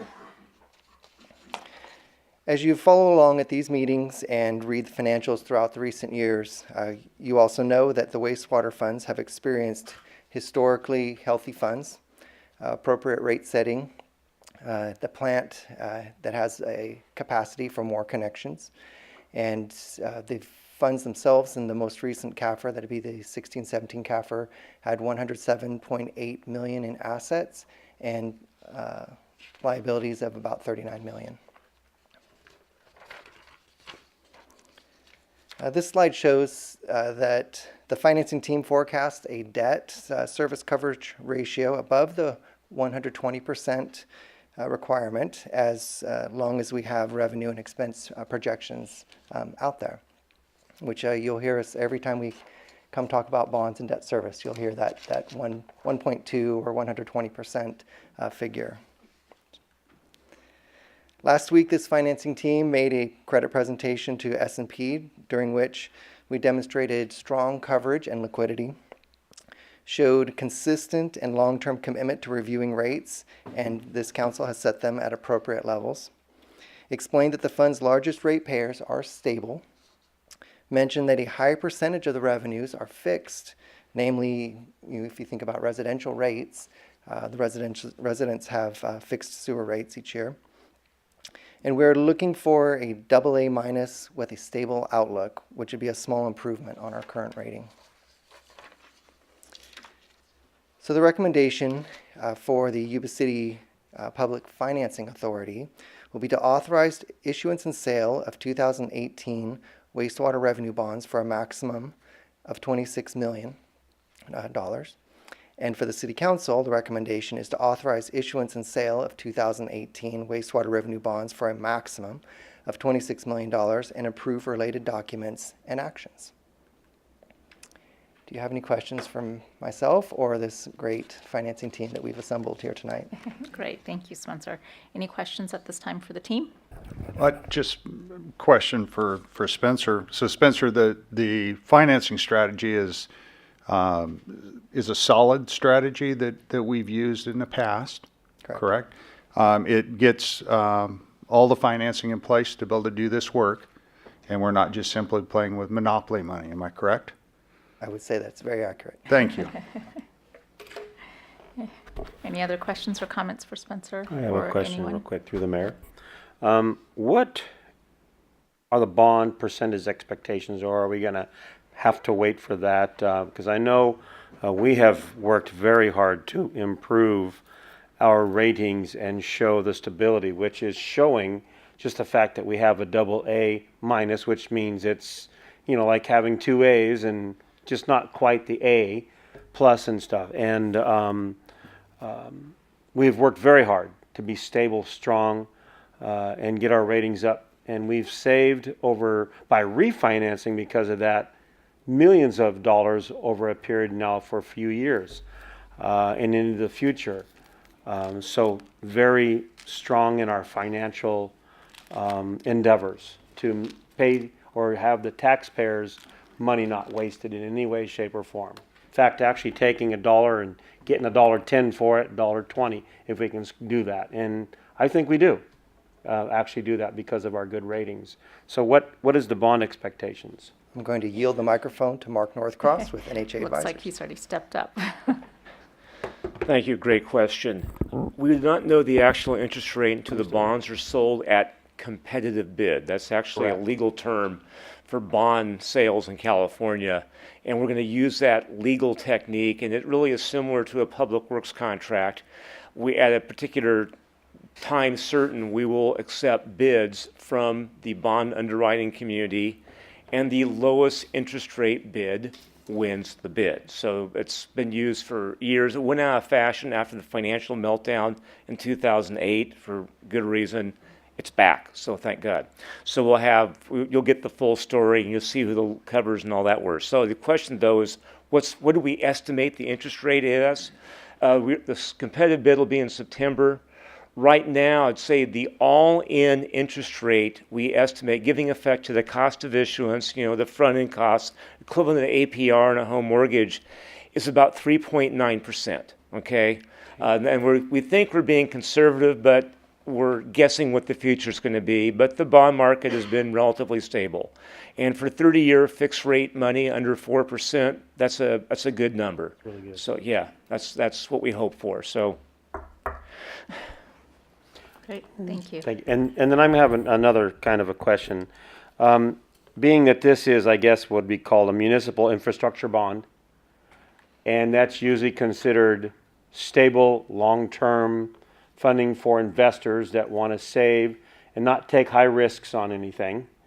Is this the kind of thing that somebody who sells bonds and stuff would want to sell to a general public for their portfolio to ensure that, because it's stable and it's strong?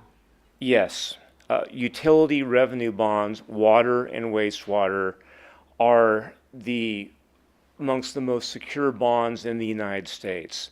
And to borrow a term used by bond traders, these are what we call widow and orphan bonds. Okay. You sell these to your grandmother, okay? You put them in your kids' college education fund because water and wastewater just do not default in the state of California. It is a really solid investment. Thank you. And if you want a higher yield, you're going to have to go do something else, and that's why one of the reasons you're under 4% fixed for 30 years. Okay. So, yeah.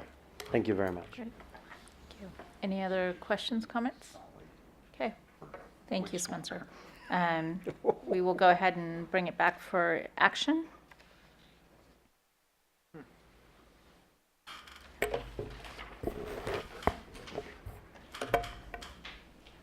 Let's see here. Where is it?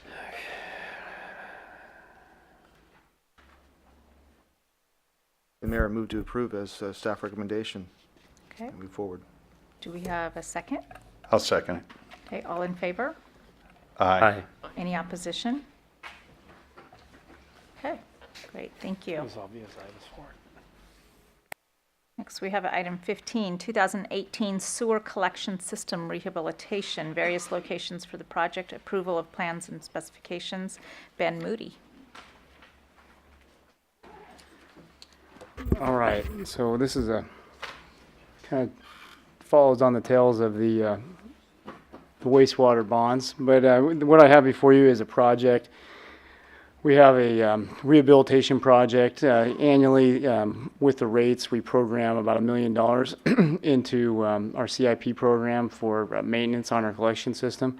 And with that, annually, the crews perform annual maintenance around the city through video camera and just call outs on where we're having problems. And we've made a priority map of where we're having a lot of issues. And so these projects before you are on that priority map where we're just having complete failures or need to be relined before we have a serious backup problem. And so staff has put together a project that's about $375,000. It's kind of a combination of newer technique where we line the existing pipes and then do some spot repairs, and then also some actual just dig up and repair. The pipes in some of these locations along Cluse Avenue and a portion of this Rockaway are just so bad that they need to be repaired. And a lot of that comes down to the original pipe type. This picture is hard to follow. What you should be seeing from the video camera is a nice round hole that you're looking through the pipe. But what we're really seeing is the concrete pipe, due to the age and the environment of the gases, just cracking and falling in. Mm-hmm. And so that's where it leads to a project that we can't clean it because the cleaning equipment blows it apart. and then it also clogs, and just we run into a lot of issues. So here before you is a project that we want to authorize to approve the plans and specs and authorize the bid and utilize existing funding for program revenue in the CIP budget. So with that, I'd be happy to answer any questions. Thank you, Ben. Back to the council for any questions or comments or action. Ben, what's, to the mayor, I'm sorry. Yes. Ben, what's the, you're just kind of off the top of your head estimate for how many linear feet of pipe that will need rehabilitation in about the next 7 years? You know, this question came up the other day, and I looked it up, and now I'm looking at Diane again. I want to say it was 230. Was that lineal or no? I mean mile, or what was? I'm trying to. The total miles of pipe. Yeah, I don't know how many lineal feet. I'd have to look it up, but I'd be happy to. It's a couple miles of pipe. Yes, it's going to have to get definitely lined. miles of pipe. It's up in the Okay. 200 plus range of miles of pipe. Right. Wow, that's a lot. And our system is how large in kind of total, just a ballpark? You know, our system, so I mean, the city limits is about 15 square miles, and it pretty much encompasses the majority of the city. Just how much pipe we actually have out there in sewer? That's what I'm talking Right. about. Literally like 230 miles of pipe, total of pipe. And we're looking at a value as maybe 400 million. You do me trivia questions for me tonight, but I'd be happy to look into them. And the only reason I ask them, Ben, is so I can make this point, that Yuba City does a very good job of making sure that the system is maintained, that it's in good shape, that it constantly, if it needs repair, it gets repaired, and we don't run into any significant problems or unknowns through the systems that we use and the camera technology that we use to make sure that those repairs are done. So. Yeah, absolutely. The intent with the rates is to be proactive and not continue to kick the can down the road until you get to a position where we have the complete failure, where the cost is just substantially more. And so in that effort, unfortunately, it causes rates to be increased, but it's a balancing act to try to be proactive. So ultimately, we're saving taxpayers money in the long run. Thank you. Thank you. Any other comments, questions? Okay, do we have an action? I'd move to approve the item. We have a second? Second. All in favor? Aye. Any opposition? Great, thank you. Ben, don't go anywhere.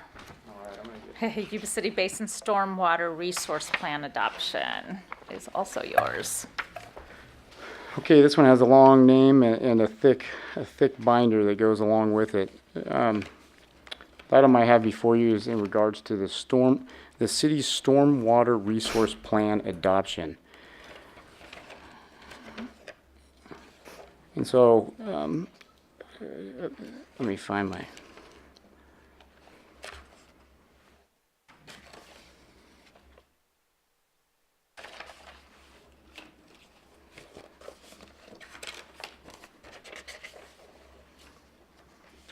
So here we go. So basically back in 2014, the state passed a Senate Bill 985 that with Prop 1 money, it set a standard that in order to qualify for Prop 1 money for stormwater resource projects, you had to have a stormwater resource control plan in place. And so we, at that time, there was also some grant opportunities to develop the plan. And so the city applied for the grant and received a grant to develop the plan. It was a 50% match on the plan, but with that we were able to leverage existing funds that the city used to develop a citywide basin plan. So with this plan that got developed, $320,000, the cost, the city locally, we contributed about $20,000, $25,000, which was primarily staff time. So in the goal with this plan was to leverage ourselves. So we put us in a position when these Prop 1 funds become available that now it develops projects and it goes through all the hoops that the state wants you to go through to vet these projects in order to be so you could qualify for the Prop 1 funding when it comes up. And why this is a big deal for us is that there's some new requirements coming down the road regarding trash capture with the stormwater system. And so what that is basically by 2025, the cities are supposed to capture anything 5 millimeters, which is about a cigarette butt. And when we have close to 900 drop inlets around the city, you have this huge, it's a looming, task to try to do that, how you clean it, how you implement it. And so with that plan, we leveraged it to get the grant relatively cheaply for the city. And then with that, we've developed, we've gone through the hoops to develop this plan. And this plan it's thick. It was developed with public outreach with a technical advisory committee that was made up of community members from development, from agriculture, from local agencies, and insight from staff. And we worked through with a consultant, West Coast Engineers, to develop these projects to basically take these projects, go through the criteria, and then prioritize them and position us for when this funding becomes available. And so a little bit on the criteria, the state had these 5 main overreaching criteria that for the projects to qualify, they had to meet at least 2: water quality, water supply, flood management, environment, or community. So any project that was submitted for review had to at least have 2 of those elements. And then so we went out to the group, to the public, to the technical advisory committee, to staff, and we said, give us your projects. And so when we took those projects, then we looked at them and then ranked them by affordability, feasibility, meet regulatory requirements, how they use public land, and then the city was a big deal for the trash capture requirement. We wanted to put that in there, so we're getting a project that's useful for us, in addition to meeting some of the other goals. So with that, we took, I believe it was 10 projects, there was originally 12, I think 2 of them were consolidated together, so we came up with 10. And we came up with 5 projects, the top 5, that we put a conceptual design level to. And through that plan, that was part of the project scope. And so just a quick run through on the top ranking criteria that meets those original water quality, water supply, flood management, environment, and community. This first one was a little work at the Gilsizer detention basin, so behind the courtyard there at the baseball field.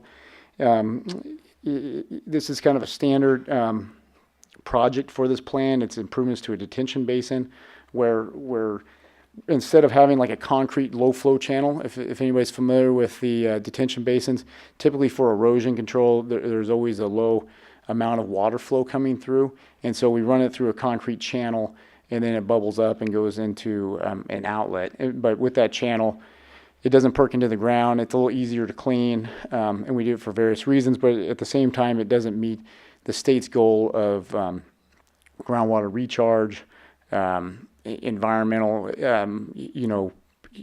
filtering, and some of those different things. And so what we've done through these plans in order to meet the criteria for project funding is that we've changed these, instead of just being a straight concrete channel, that we've kind of rerouted them to be along the perimeter of the basins. So where the water comes in, on this one on the north, we kind of route the channel so it's going to run along the edge. It's going to have it's going to be more of a French drain type of system with rocks and have a way to perk into the ground. And so that gets criteria for that. And then with that, there's a big community element that the state is pushing for. And so instead of habitat, where we run into a lot of maintenance issues, we're pushing for open space. We're pushing for play fields with the demand of the community. There's a lot of public input for that. And so with this location being right next to the baseball field, there's always room for another baseball field. So the thought is just to lay out correspond with a baseball diamond. This is the pond down off of Burns Drive, just adjacent to the wastewater treatment plant. And I should note that one of the big points with this is just a little rectangle right here, but there's a design on that has the trash capture device. So instead of putting filter bags on every single DI, the plan is to work at the basins and capture that trash with a system that we can maintenance and clean before it gets pumped into the river.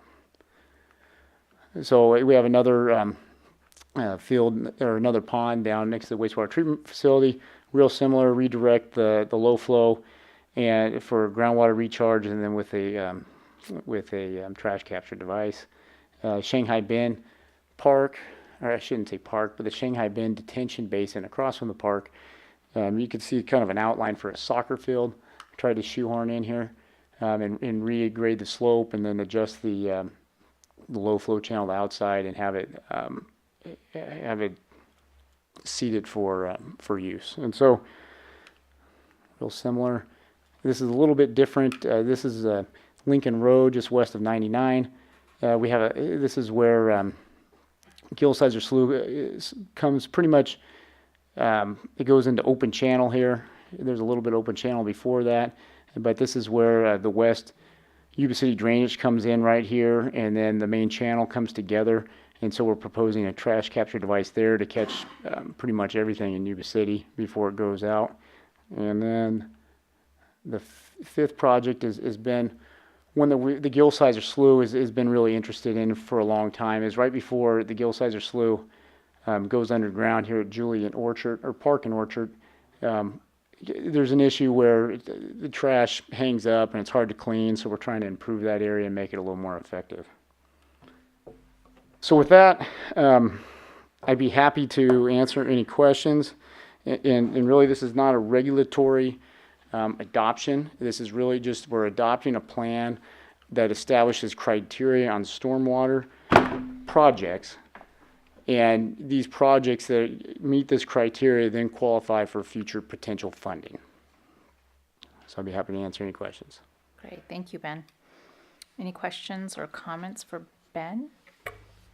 Through the how about mayor, the action? only real comments I'm making is some of these things you're talking about, having served now, I think it's the third year, on the League of California Cities Environmental Quality Committee, and the legislation that comes through that provides all these things and basically requires us to do all this effort. I'm not saying that in a derogatory way at all. It's creates good guidance for our community for keeping contaminations down in the environment and stuff. But these last three items actually were all part of some of the legislation that I've been having to discuss over the last 3 years. I can say that this is a preliminary step for us to qualify, as you're saying. They just, it's kind of the hook. If you're going to want the money, you're going to have to do this. And luckily, it's not something that is necessarily onerous. It's just you got to get out there and give them a good plan and really look to the future, what it's going to look like.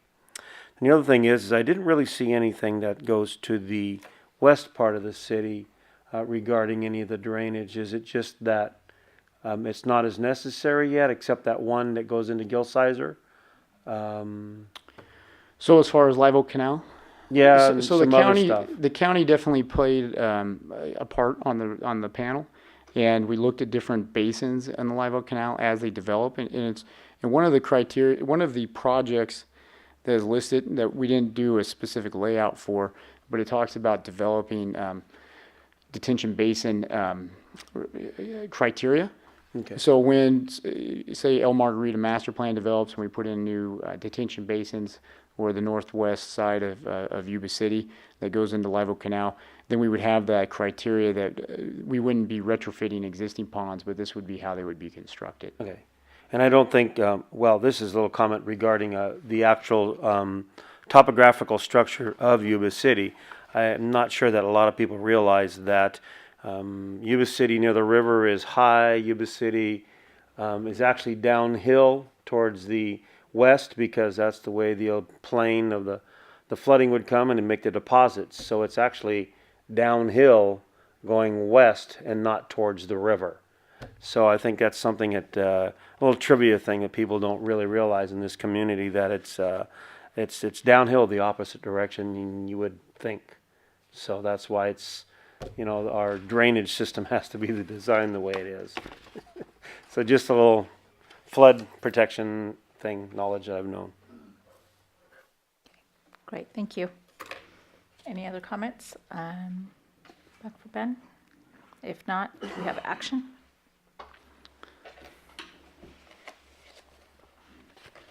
Move to approve. Do we have a second? Second. All in favor? Aye. Thank you. And moving on to item number 17, we have a draft agreement in principle with the Department of Water Resources for water management in California water fix that will result in future amendments to the city-state water project water supply contract. We have Diana. That was long. That was very long.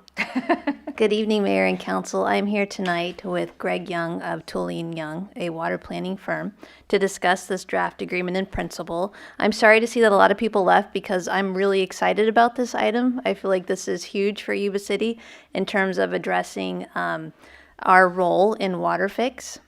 So for brief background, the Department of Water Resources administers long-term water supply contracts to 29 water agencies known as state water contractors or public water agencies for water service from the State Water Project. Yuba City is one of 5 of the state water contractors located north of the Delta. And the city contract was executed in 1963 to purchase water, approximately 9,600 acre-feet of surface water via the Feather River on an annual basis. And so as this process started, negotiations started a few years ago and then stopped and then started up again towards the latter part of last year. And so we contacted Greg to act as the negotiator on behalf of the city through this process. And so Greg will be going through the remainder of the slides, and then I'd be happy to answer any questions at the end. Thank you.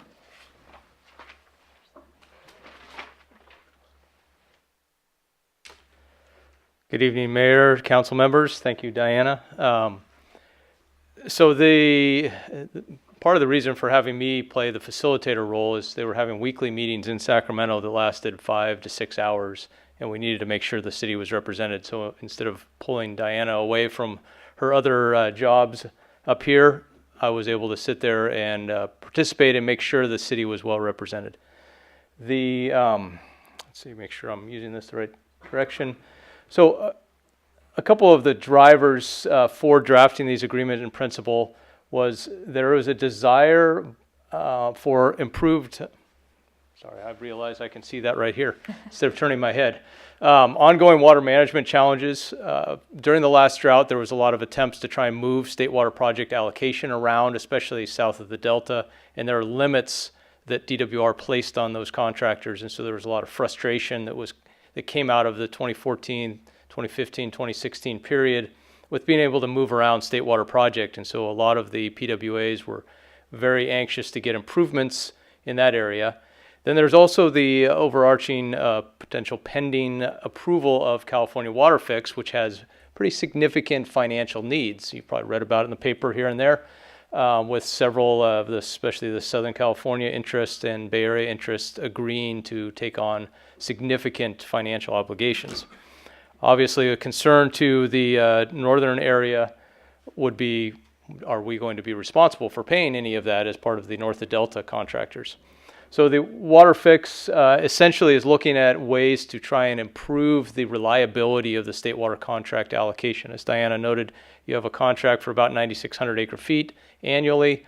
The allocation that is made is based on hydrology and water available in Lake Oroville and other, and also water that's able to move into San Luis Reservoir. So that's part of the water supplies that are determined to make the allocation, including the city's allocation, on an annual basis.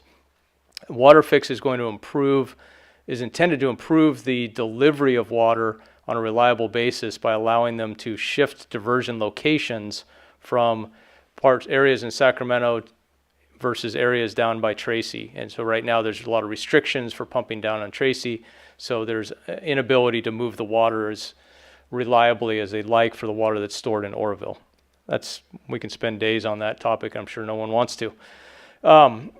So the process for the agreement in principle was started out, as I noted, weekly meetings, negotiations. These were public negotiation sessions between DWR and the PWAs. And the reason that they were public was because out of the what was termed the Monterey Agreement a few decades ago, there were lawsuits that came out of that said those were behind-door deals that were made. You can't make any changes to contracts without it being in a public process. The result of that was these discussions about water management improvements and funding of water fix was made in a public negotiating session. So DWR essentially was one side, the water agencies the other side. They began in February. There was, like I said, sessions just about every week, and the last session was the end of June. The result was this agreement in principle document that is attached to the staff report. There were also many what I would call PWA caucus meetings where we would break. DWR would go their way, we'd go our way. We'd have an hour-long conversation on a lot of issues, and we'd get back together, have some discussions, break again. It was very interesting because there were several things that people did not want to bring up publicly at that point.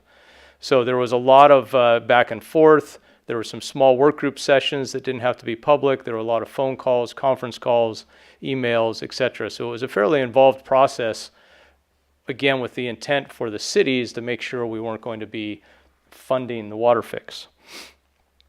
The current draft agreement in principle is independent right now from the contract extension amendment process, which, have you brought that before the council? So there's also a process to extend the contracts that right now expire in 2035 out for another 30 years, I believe, and that allows them to refinance to actually save money. It's kind of similar to the discussions on the wastewater bond funding. That is a process that's been ongoing for several years. This is a separate process, but there is a chance that these two do merge. But right now it is currently an independent process from that contract extension.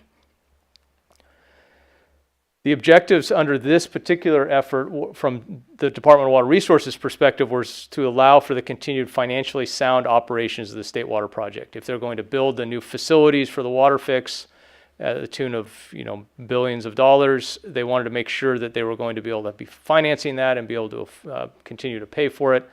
They also wanted to make sure there was a fair and equitable approach to funding those costs.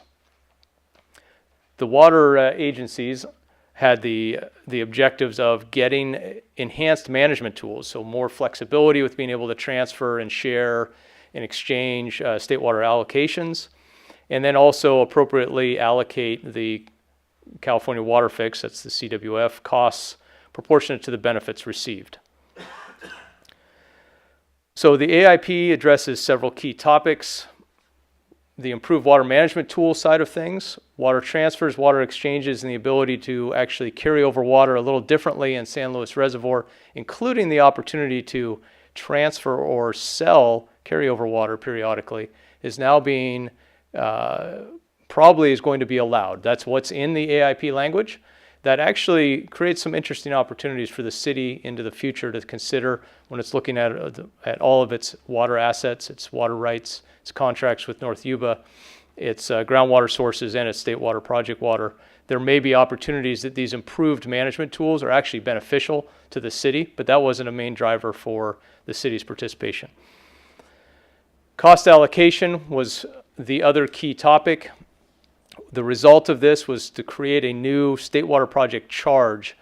The city, just like every contractor, gets a bill of service, a charge annually that talks about how you pay for the conservation facilities, which includes repayment for San Luis Reservoir and some of the facilities that get water to San Luis Reservoir, because part of your yield is associated with both Oroville and San Luis and various reaches of the canals in between, and pumping out of the South Delta, and everything gets wrapped into all of these current charges, and they wanted to separate out and create a new charge, and there was a lot of discussion to create that, but the result is there is going to be a new standalone charge that will be assessed.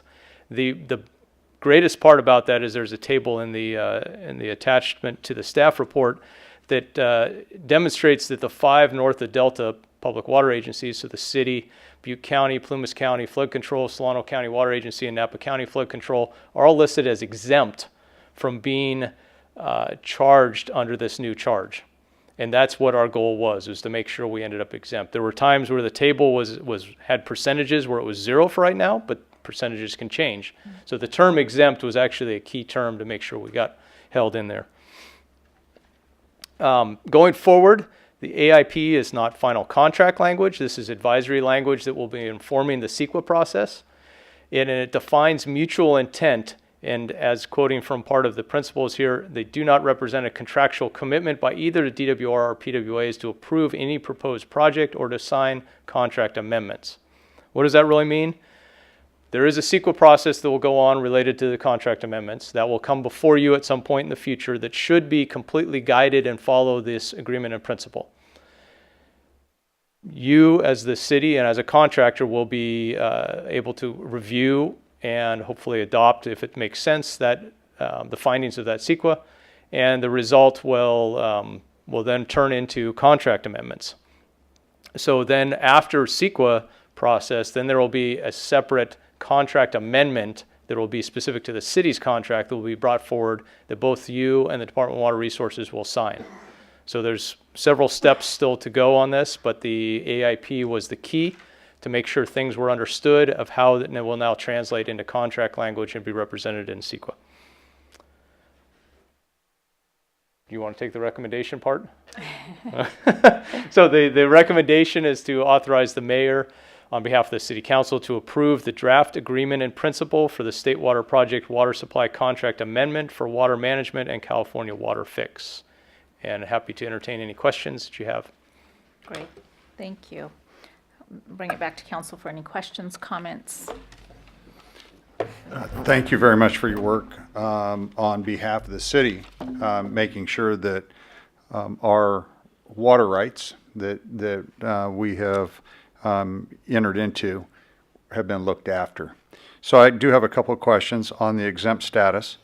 Having been here during the lawsuit phase in which we had to sue DWR for the north of the Delta exemptions to date through the 2035 contract. Is that exempt status to be carried in perpetuity? Yes, that's the intent. Obviously, as I noted, there's a few more steps here. The plan would be that the new charge that gets developed for the California Water Fix, and it will be called the California Water Fix Facilities Charge, will not show up on your bill ever because of this exempt notation here. So you will never receive that as a charge. That should show up then in contract language as an amendment to your specific contract at some point that you will be signing. But the payment that we would be making would be if we were to sell stored water out of San Luis, then there would be a fee that would be attached to that if the city were to engage in a sale plan? No, the only time you would take on any charges for Cal Water Fix is if you were to permanently secure somebody else's, one of the other 28 contractors, Table A allocation. So let's say you wanted to contract with Metropolitan Water District for another 5,000 acre feet of their Table A, and you are going to move it up here. Well, they have agreed to an obligation for that amount. You're now transferring that obligation with that Table A allocation. So the market is still everything south of Delta then, through that process. I'm not sure if I understand your question. So if we were to take an allocation from Napa or Solano, because they have an exempt status also, then... If you were to take a permanent purchase of their Table A allocation from one of the other 5 north of Delta, yes, there would be there would be no cost that would go with that. Okay. Yeah, no, I just wanted to kind of clarify that because it's through the process, the lawsuit that was settled years ago, not all that long ago, I guess, set some pretty some very good conditions for Yuba City into the future, and I just wanted to make sure that those weren't being amended or challenged through this process? We actually, those were some of the discussions we did have, is make sure we understood that the unique situation that came out of the lawsuit for the 5 north of Delta, as far as allocations and costs, were going to be preserved. Specifically, you and Solano and Napa have one set of allocation principles and agreement, and then Plumas and Butte have separate agreements that are a little different. And so we had to work through and make sure all those were maintained. I appreciate it. Thank you very much. Any other questions, comments? Any action? The mayor moved to approve staff's recommendation. Okay, do we have a second? Second. All in favor? Aye. Aye. Any opposition? We're on slow mode on that one. Yeah. Okay, next we have item number 18, which is the Harder Park Phase 1 Design Services. We have Brad. Good evening, Mayor and members of the council. This should be a fairly short, sweet presentation, so we'll get through this this evening. I'm here this evening to ask council to consider awarding a professional service agreement for Quadriga in the amount of approximately $68,000 to design the new park off of Harder Parkway. As you're aware, the city was awarded a full grant award of $800,000 with a 50% match by the city, creating the opportunity to construct a $1.6 million park in an underserved area that council identified about 2 years ago. Since 2015, Quadriga has conducted community meetings with us. They've been a partner through our process, and they've also helped us secure the $800,000 grant that was awarded just a few months ago. Quadriga has also been working in conjunction with us from the onset of the development process. Their rates are comparable to standard engineering and design costs. The location of the park is, the official address is 1345 Harder Parkway. It is a location map, as you can see. The naming of the park has yet to be determined. I get that question a lot right now. And that is the recommendation. I would gladly take any questions at this time. Wow, you weren't kidding when you said short and sweet. Any questions for Brad? I just hope it's not the Memorial Park named after Brad McIntyre, is all. That makes two of us. Madam Mayor, I know that, I don't know if Tom Tucker's here, and Tom's been a partner in many ways to the city as he's overseen the development of the Harder Specific Plan. And I just want to point out, I don't know if Tom has any comments this evening. Sometimes they don't call for public comment. When They go it's right just on to the general vote, so I items, just want to give that courtesy to you, sir. So you're more than welcome to Okay. speak. Go for it. Yep.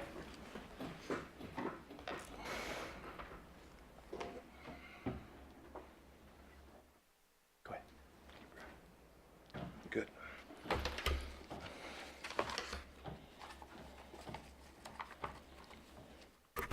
Good evening, Mayor and council members. My name is Tom Tucker. I'm with Harder Packing Company, 1321 Harder Road. I act as their business manager and developer sometimes. This evening, I came here I wanted to express gratitude for the hard work I know that Brad and his staff has done in obtaining this grant. I think it will be a benefit to the Yuba City, and I think it will help in this down housing market draw additional houses. This is the major thing that has handicapped our development was the back of a 5-acre, $1.6 million park on 150 single-family residential. When you talk to a developer, the conditions of building the park, with the way they had stages, 25% get built at one level. No one was going to build to that 25%. They're going to go up to the 24th permit and stop. So this was a long time waiting. I've been a long time waiting for this. And I just want to thank staff from the bottom of my heart. Additionally, this pulls on my heartstrings too. Yesterday I started my 47th year with Harder Packing Company. Gerald Harder was a mentor to me, And I would not be the person I would not be today without the Harder family. With that being said, I would like to have that name of that park for the founder that started Harder Packing Company, George Harder, who started Harder Packing the same year you founded Yuba City in 1849. He had a vision while other people were chasing gold. He saw this rich land and he chased what he could grow on this land. He had a mule train that would haul supplies and goods all the way to Nevada City to the gold miners, and he'd haul them lumber, he'd bring back gold, he'd buy their supplies, he'd put it into farming and ranching. Again, I'd like the council to consider naming this George Harder Park for the man that started with that vision. And that's pretty much what I have to say. Thank you. Thank you, Any Tom. questions? If you have any questions, I'm here at your disposal. You know what? That is a great suggestion. Thank you for speaking on that. Thank you. And I'd also like to remember that the Harders, their legacy was community. Howard Harder, which I knew, I didn't get to know him very many years. Being there 47 years, you think I'd known him for a while, but I didn't get to know him very many years. But Howard Harder was the one that donated land and wrote a $150,000 check to the community to start the Sutter County Museum. So it's continued of their legacy. I'd like to see that continue. Thank you, Tom. Just historically, my mom worked at Harder, and so did I, and so did my sisters. I think many of us did. Yes, and I've seen myself thousands and thousands of people that came to Harder. They provided jobs that had just family needs. You know, they needed a washing machine for their family. You know, they came to work at Harder in the summer. Yep. Many people put their kids through school on the back of Harder. So Absolutely. there's a long legacy there. Absolutely, absolutely. So thank you. All right. Thank you for sharing. Any other questions or comments? Thank you. Thank you, Tom. Okay, any questions as far as for Brad? Good. Brad, I just have to say, just watching all of the groups to get together, the Parks and Rec Commission, everyone coming in for the study sessions, phenomenal job, great job, and to get to this point. So very, very excited. This is going to be a great piece. It will. It'll be. Yeah. It's been a long time coming. Yeah. I remember all the little dots. That's right. Awesome. Do we have action? Move to approve the item. Second. Second. All in favor? Aye. Any opposition? Great, thank you. Okay, we have item number 19, which is the League of California Cities Annual Conference Resolutions. And that is actually, we have a couple of resolutions. We do have the League of California Cities Annual Conference coming up in September, September 14th. So there's a couple of resolutions that came up. We have resolution number 1. And then we also have a second one, and we're just going to go ahead and open this for discussion.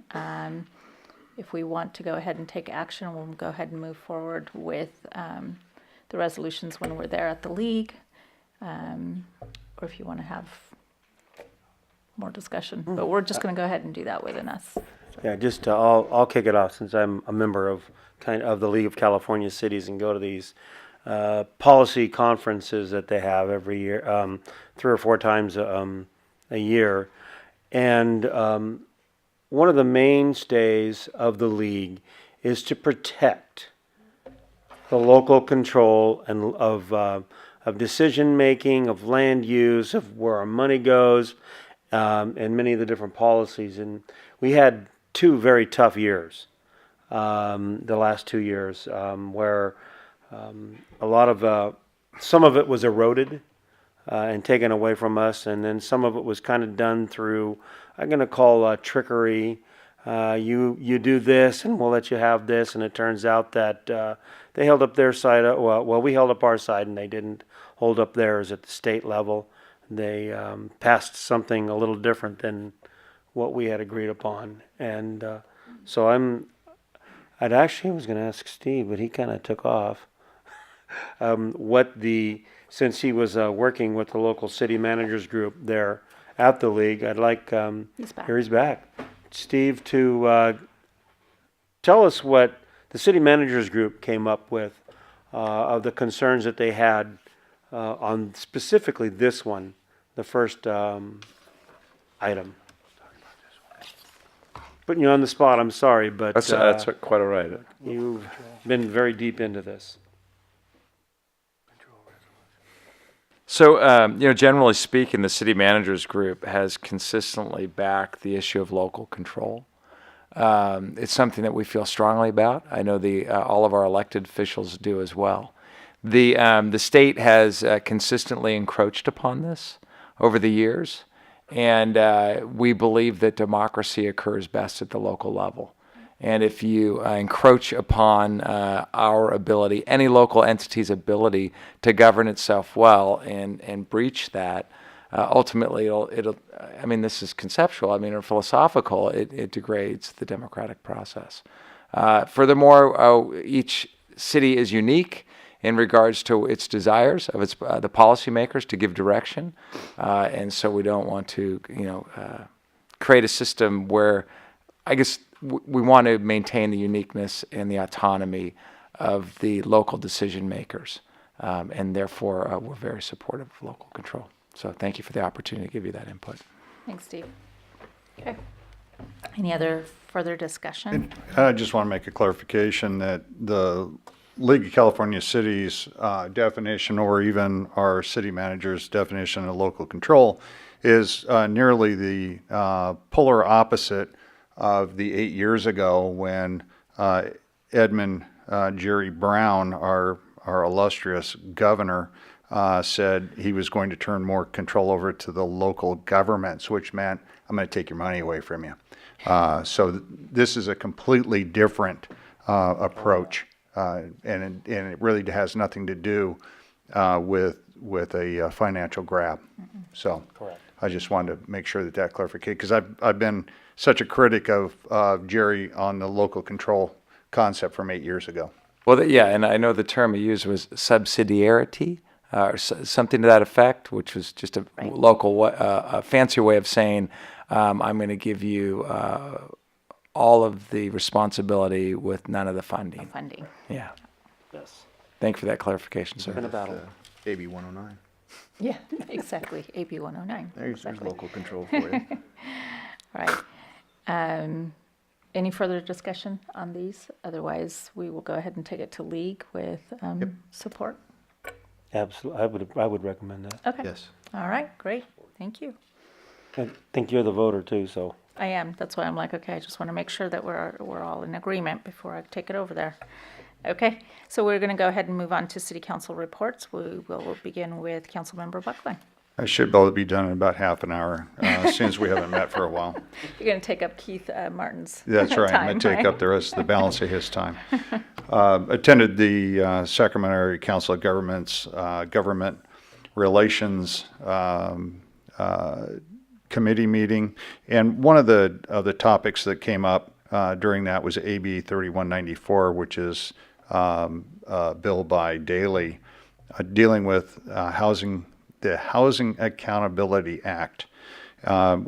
There's more discussion to be done on this, but basically what it does is it tells local jurisdictions that zoning requirements and limitations have to be lifted in regard to small housing units on properties where the owner of the home lives on the same property. So building small granny shacks and not limiting them to age requirements, but to income needs, which would help alleviate some of the housing crisis that we see in affordable housing within the state of California. Also attended National Night Out. Got around to 4 different locations. Had a great time. Refused to eat the hot dogs though, and because the chicken looked really, really good just across the street over here. Also attended the Sutter Buttes Flood Control Agency Finance Committee meeting. Essentially what we're looking at is a way to move forward the project in the South Sutter Basin. There's $50 million of New Start money available for finishing up some levee repairs. The question is, do we let the federal government who is not notably very quick at getting projects done, and we only point to the Natomas Basin project, which is not underway yet, or the start and stops on the projects over in Yuba County. But looking at the opportunities, do we as Sutter Butte Flood Control start that process and then work through some of the federal legislative pieces that need to be put in place, which would mean that we need to get a few members of Congress on board to change just a small piece of language. We think that may come around somewhere in December, possibly January, and be able to move that project forward on a local effort and then get reimbursed for the work. We also had our Sabuca board meeting days later, and a number of things came up, and basically they're going to be bringing back at the next board meeting direction regarding that $50 million and how we're going to proceed forward. Last week attended SACOG for the full board meeting, and through our 4-year update of the Metropolitan Transportation Plan and Sustainable Community Strategy, there were a number of funded projects that were listed. Well, Yuba City Transit took a big chunk of it, but we also were the recipient of a piece, and I wish Tom had stuck around, that links up that park to Hooper Road adjacent to the canal. It's about a $1.9 million project. The funding is not immediate. It's programmed for completion in 2024, but we may have some advantages that we can use to advance some funding on that. Over the weekend, hats off to John Cassidy, the crew out at Peachtree, KKCY 1031, David Briggs, the whole crew really put on a special event. They could have turned down the thermometer just a little bit, or the thermostat on the evening. It was a little bit warm out there, but the Tyler Rich concert, everything went really, really well until the power went out and Tyler had to do his acoustic set. But that may have been the best part of the night, and it certainly was a great night, and these guys probably have more because they went up and showed off on stage with them. Great, thank you. Next we have Councilmember Cardoza. Okay. I had 2.5 pages of things, so I just put them in the trash since it's getting late. So I'm gonna make it short, just highlight some highlights. Attended all my board meetings. It's been over a month since we had a meeting, so I did attend all my board meetings last month. The Chamber of Commerce had quite a few ribbon cuttings last month. We have a lot of businesses in our community. It's very nice being honored. Councilman Cleveland and I seem to be attending quite a few together, plus the rest of the council here. I'll just pick 3 good topics. We attended Yuba City Fair. Had a great time at it. National Night Out. I had the privilege of I hit all 11 spots.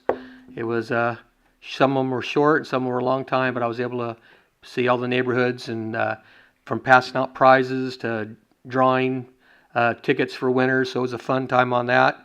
And then, like John said, the Tyler Rich concert this weekend. Councilman Cleveland and myself had the honor of giving Tyler Rich the key to Yuba City. And other than that, that's it for me. I'll make it short and sweet. Thank you. He said the key doesn't fit in the door.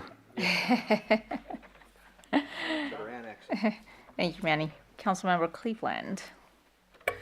Yes, has actually been quite busy for me. Some of the consent items actually that we had on the agenda were the committees, Transit Authority and then the Regional Waste Management Authority, giving the funding to Ecology for the needs that they did present to us. We reviewed those and deemed them proper to do. Then also, let let me see, as I'm going through here real quick so I don't have to write them down. We welcomed Colonel and Ms. Clark, the new Beale Air Force commander. That's here. He's actually quite a fun, interesting gentleman. I would count him to be mischievous in some ways. So he should be a fun gentleman to have in our community and be involved with us. DBA, Downtown Business Association, we did some swearing in of the Downtown Business Association, which is basically Plymouth Street. They have a new board and I think 3 new members, bringing some energy and new ideas to that group, which is really good. Of course, Yuba City Fair. I volunteered to be a chairman of one of the burger booth this year for Kiwanis, and wow, it wasn't 4 days for me. It was a total of about 10 days of effort, setting it up, planning, and then cleaning afterward. That was quite a task, but even with the smoke, we had a great time. Yeah, he's coughing over here already, or still. And so that turned out really well. Of course, all the events that the fair had, the animals that were raised by the different agricultural and farming and groups teaching our youth responsibility and giving them a good time of learning how to work with animals. Was at FRACMID, Feather River Air Quality Management District. We did some allocations of some grant funds and then talked about some new funding that may be coming our way from through the federal and channeled through the state. Did tours at the 5th Street Bridge construction. It was excellent to see the progress they're making there. I think some of it was posted online, so you can go back and look at it. National Night Out. I didn't do like I do sometimes and try to hit as many as I can. This time I spent a little extra quality time at a couple of them and did it that way. So to be flood control, he covered it.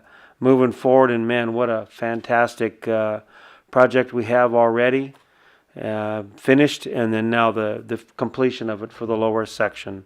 Not done with flood control and protection in this basin, but we definitely have a reputation throughout the nation in many different states with the engineering and the flood control and protection, Corps of Engineers, and with FEMA. We have a fantastic reputation of a community that works well and knows what they're talking about. And they really enjoy working with communities that don't rely on politics, but they rely on their own picking themselves up by the bootstraps, getting it done, learning about what they need to do, and then doing it. So that has been one of the biggest assets that we've had, is our people going there ready to get the job done. Mosquito vector, the mosquitoes are out there. They're going to get really bad in the near future. We've had a little bit of extra on the Zika virus type of mosquito, but so they upped their spraying and their trapping, and they've got it back down into decent control again. I mean, the millions and millions of mosquito fish that they grow every single year. Other than that, just out there being busy in the community. Lots of, as you said, ribbon cuttings and all kinds of stuff. We missed one tonight because of being here, but a lot of growing businesses, new businesses are happening in the Yuba City area, especially Yuba City. It's fantastic. Thank you. Thank you. Got Vice Mayor Harris. I run the risk of reiterating. I too attended many ribbon cuttings and community events, and most notably National Night Out, which is always a good time. Get out there in the community with folks, face to face, listen to their concerns. So a special thank you to Commander Tappy from the PD. He drove me around and my foster son and showed us a good time out there with those folks. Peach Festival over in Marysville was a good time. The Downtown Business Association, the annual meeting and the swearing-in ceremony, several of us were there. That was really good to meet with those folks again. Yuba Center Fair, once again, I think a very good success, very well attended, especially the animal portion. I noticed this year was very busy over there. I also attended and had the opportunity to welcome the mischievous Colonel Clark over at the country club. Nice guy. Happy to have him. A couple other my boards and commissions of meeting. I missed one because of an illness at Yuba Center Arts. Their meeting is again tomorrow, so it's a little bit early to report on that. But the other ones, Gil Sizer and whatnot, were all canceled, so I don't have any of those to report on. I do have three projects I'm working on the side very early on. One through Yuba Center Arts, hopefully. We'll see. I have a meeting on that tomorrow, a multicultural event we're working on. Also a mentorship program funded by a nonprofit entity to help us sponsor through that, and then the youth leadership forum that Mayor Dibble has been kind enough to MC. We're going to piggyback on the Celebration of Heroes at Crossroads Church on September 22nd. So other than that, again, still staying busy, going from thing to thing when we can. Great, thank you. And as far as my report, I won't repeat some of the same events, but always a great success is the National Night Out. I think that's just bringing our community together and really engaging with them. We also did a bridge tour with the construction, so we had the privilege of being able to get out there and see how the construction's going. Amazing work, amazing. Just the whole synchronizing of how events are going.